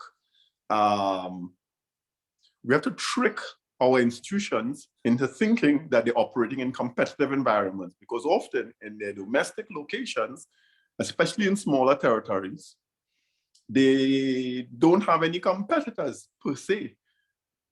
So, but Coursera is coming in to disrupt us. I don't know, iTunes University, you name it, all right? All the major providers of software development are doing their own training. So training and workforce training and development is coming in from all different angles. What we are finding, though, and I've just done a tour of universities and colleges in Florida, is that universities and tertiary institutions have to offer a wider array of services, what I call lifelong services. So we do advisement about where the career growth opportunities are. Then students get enrolled. We provide further advisement on how they do things. We do success coaching. We do help them with career development, help them get jobs. And then you have them when they need to come back and retool.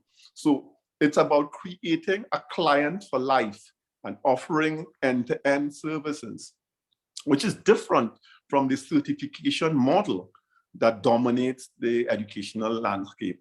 That's an outdated model, all right? Because it's not premised on servicing the needs and the interests of the client. It's about a supply-oriented thing, which is like take it or leave it notion. So it's again changing that mindset, changing the culture of the organizations, because now you're focusing on facilitating a client rather than giving them a certificate at the end of the line. So I won't go any further on that, just to say that I think that the creative industries are an important element of this process. Because how do we come to understand the world? We come to understand the world through words, text, images, and so forth. This is the stuff that the creative industries produces. And so creative industries is not just a standalone industry, it's actually a composite industry and a synergistic industry, because the creative industries don't create final goods and services. They create circular goods and services, and they create identity goods and services, as well as generating intellectual property income. So if we view it from that standpoint, this is the goose that lays the golden egg that can be reproduced again and again and again.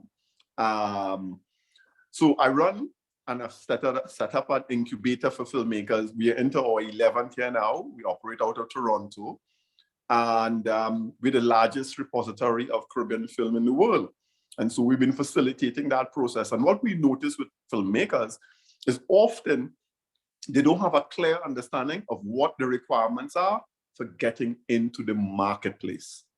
And so there's a really critical and useful process for educators like myself and others to help people understand the requirements, the demands. So it's not just about money, right? It's also having success coaches, business coaches, shepherding, and so forth that can create a pathway for creators to get into the marketplace. I just finished a panel discussing these issues only an hour ago, so it's fresh in my mind. So over to you, and back to the panel. Steve. And Okay. I'd like to, can I just build a little bit on that? Because I think it's a very important issue. But the question to me is, where's the tension whenever I hear topics like this? Because were you to say we are creative people, nobody's going to disagree. Were you going to say that creative industries are important, nobody's going to disagree. I think where the tension is that sometimes our creatives feel that creativity, they take a very proprietorial view about creativity and an exclusive view. And they say, this is we culture, and this is ours, and because you can't understand it, well, that's your problem. It's a little bit to Keith's point about how I think the key in art is connect. How do you connect? Now, why have Trinidadian authors done so well? And you, Dickie, waved a book in front of the screen. I have to declare an interest because this is written by my wife, and she won the Commonwealth Short Story Competition, global competition. She won the first Costa Book Award, first novel Costa, the Independent Book Award. All these awards, global awards. Why? Why are Trinidadian authors doing this? And there have been 3 recently in the last 2 years. They've been winning a range of awards. It's because their stories are set in Trinidad with Trinidad dialect, but they are human stories. The dialect is written in a way, Ingrid was telling me about how, because she writes a lot of dialogue in dialect, and she says there is a grammar to dialect. The dialect is not you just write what you want to write and say what you want to say. There is a way of writing dialect that someone in Japan can read it and fully understand what, maybe not the words, but what that sentence meant. And so we need to think about our creative economy is about how do we connect? And Keith talked about helping on the business side of connection and the management side of connection. And it's also, we need to have an outward view about creativity and being connecting. And the final point I would make is the future world, as I talked about at the opening session of this conference, is no longer about the traditional ports. Goods don't travel on ports. Goods are traveling on 5 platforms. Not even 100 platforms, 5 platforms. Facebook, Google, Microsoft, Apple. And the issue is, how do our creatives get onto those platforms? How can they maximize their exposure to those platforms? How can they propel themselves on these platforms? And that's not easy. There are actually technical issues. There are broadband issues. Broadband is a right today. It is not an option or a luxury. And it is also about how we negotiate with these platforms. You know, in Barbados, we recently got Amazon to agree to pay Barbados taxes whenever someone makes a purchase. And we had to negotiate that. So it is a range, it is how do our creatives operate in a world in which there are 5 or so platforms, and how can they prosper on those platforms is one of the key challenges of the future. And there are practical issues and practical solutions. Can I just, I wanted just to pick on something that Avinash was just to build on a point there. So I remember probably about 10 years ago, the Economist did a global review on globalization. And there wasn't a single article in the global review on globalization on the Caribbean. This is bizarre. The Caribbean is the most globalized region of the world, and it was where globalization first, I mean, with a horrendous process of the triangular trade, was where globalization was born. And yet it didn't feature in the Economist's survey of globalization. So what has happened that where we have not having this sort of reflected globally, and why we're not able to take advantage of the fact that this is the most globalized region of the world. It has been forged through globalization, through an incredibly painful process for people's ancestors, but that is the reality of what the region is. But I think, to me, then, to flip that, it creates this massive opportunity that the region has. And I think the cultural is where the leading edge of that is, but through everything else as well. I mean, there's so many other things we can do in just recognizing that space and thinking of ourselves in that global context.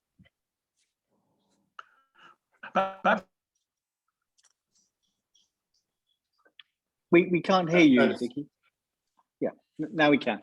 Oh. You seem to be on mute. Sorry. My question is, if you look at Bob Marley, why does Bob Marley, after 40 years, still earn millions of dollars? In part, it is because what he did was rooted in a culture, but the themes were universal. And for a lot of our cultural products, and I think it's very interesting looking at the development of Calypso in Trinidad, another music form that could be global, it still tends to be very insular in its outlook, but not in its musicality, but in its themes, etc. It is still very insular and hasn't been always able to make that jump, which goes back actually, I think, to something Marley was saying about emancipating ourselves from a mental slavery. So in part, I think we are coming out of that generation of the 70s, very much focused on, as Abby, you've mentioned, we think we do our way.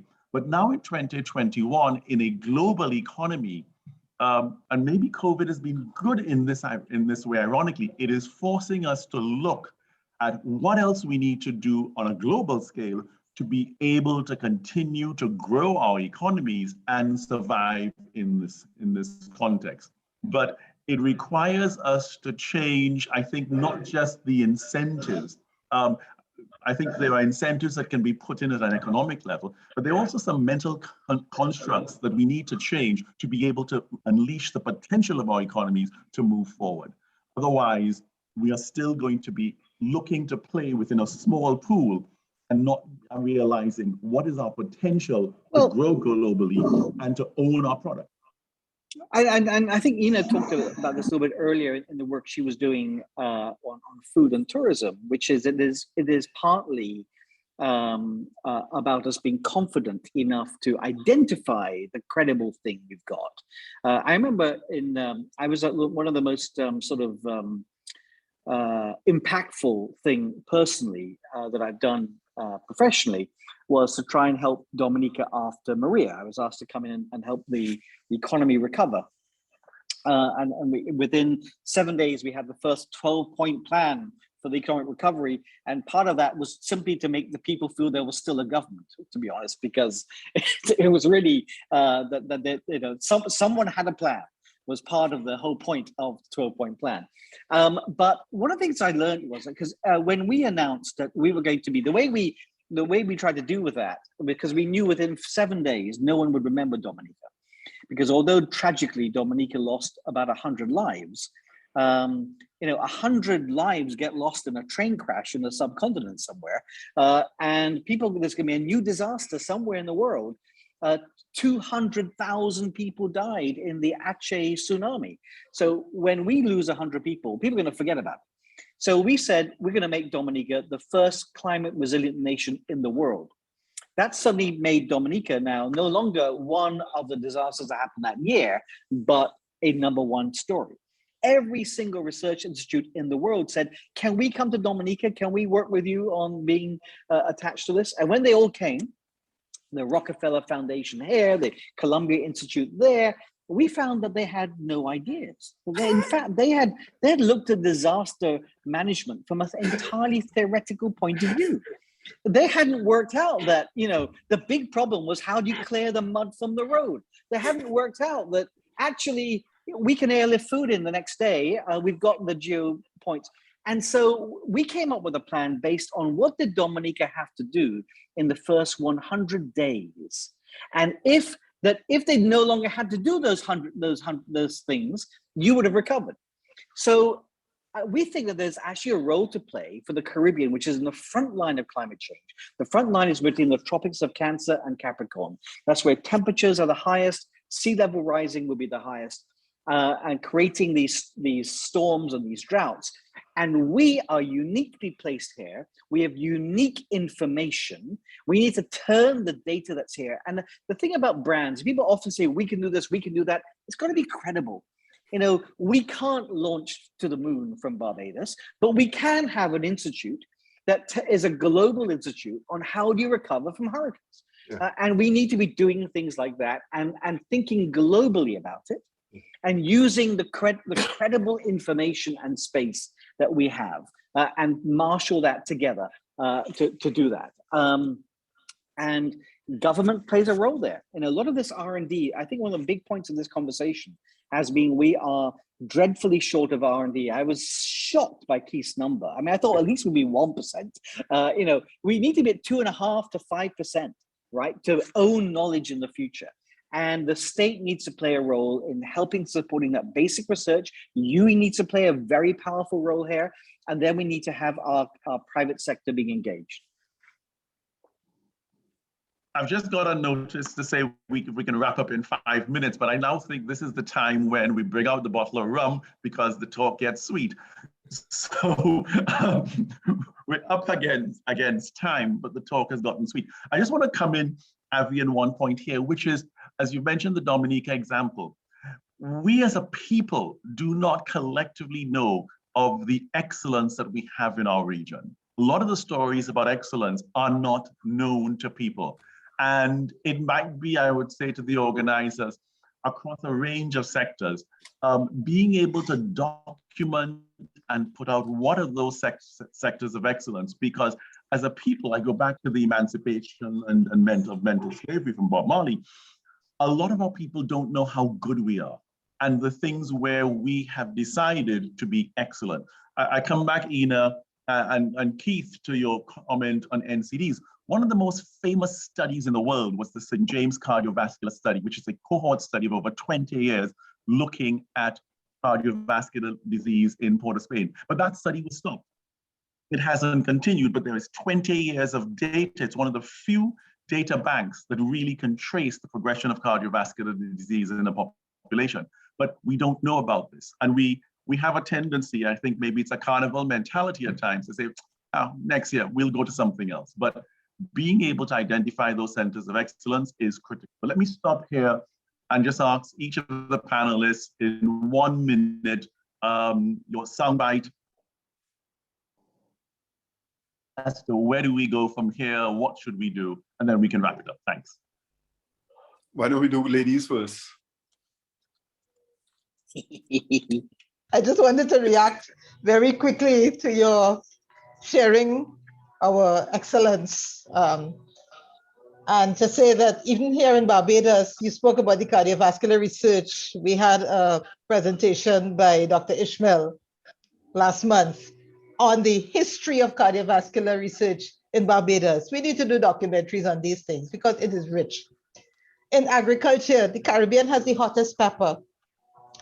We export from Bahamas a type of croton that Italy uses in its alcohol industries. We have the #2 mace in the world, the #1 nutmeg in the world, and we don't celebrate these things. At ICA, for the agro-tourism, we've been documenting best practices, success stories in trade linkages and rural tourism for the last 18 years. And there are so many amazing stories to be told. So I think that we need to create a center of excellence on linkages between the agri-food sector and tourism, and to really show what we're doing in the Caribbean, because there are amazing stories to be told. Our SMEs, our MSMEs are doing things. You've just seen 2 of them today who are really going into the future. We have an agreement with COLE-ACP right now, ICA that is, where we are having agri-food business forums, showcasing MSMEs in the Caribbean and linking them with expert panels across the world. We have had such a participation of the African countries that is just out of this world. We've had over 1,000 people in each forum, and networking and interest in algas industries, wanting Sierra Leone wanting to franchise what we're doing with sargassum-based products in Africa. So we really need to clamp down on our excellence and create a center of excellence for linkages between the agri-food sector and tourism. I'm done. Thanks, Ina. Okay. Keith, do you want to go next? 1 minute. I'll be very quick. What we need to do is scale up on these areas of excellence. Identify them, facilitate them, take them to the next level. If we don't do that on a concerted basis across the region, they are going to be perennials, lovely flowers in the forest. They will bloom and they will die. We have to think forest, ecosystems approaches. We have to think about rainwater, shelters, etc. as an approach rather than lovely flowers that go away and die. So I think our institutions need to change their mindset. And I agree completely with Avi that we need to build in ownership and incentives as well into the equation. So thank you very much. Thanks, Keith. Avi, in 20 so seconds. 3 things. 20 seconds. Okay, 3 things. We need to move away from this industrial model of the 1970s to a people-centric model where our people are highly skilled, are sharing and selling their skills down the internet connection to the whole world.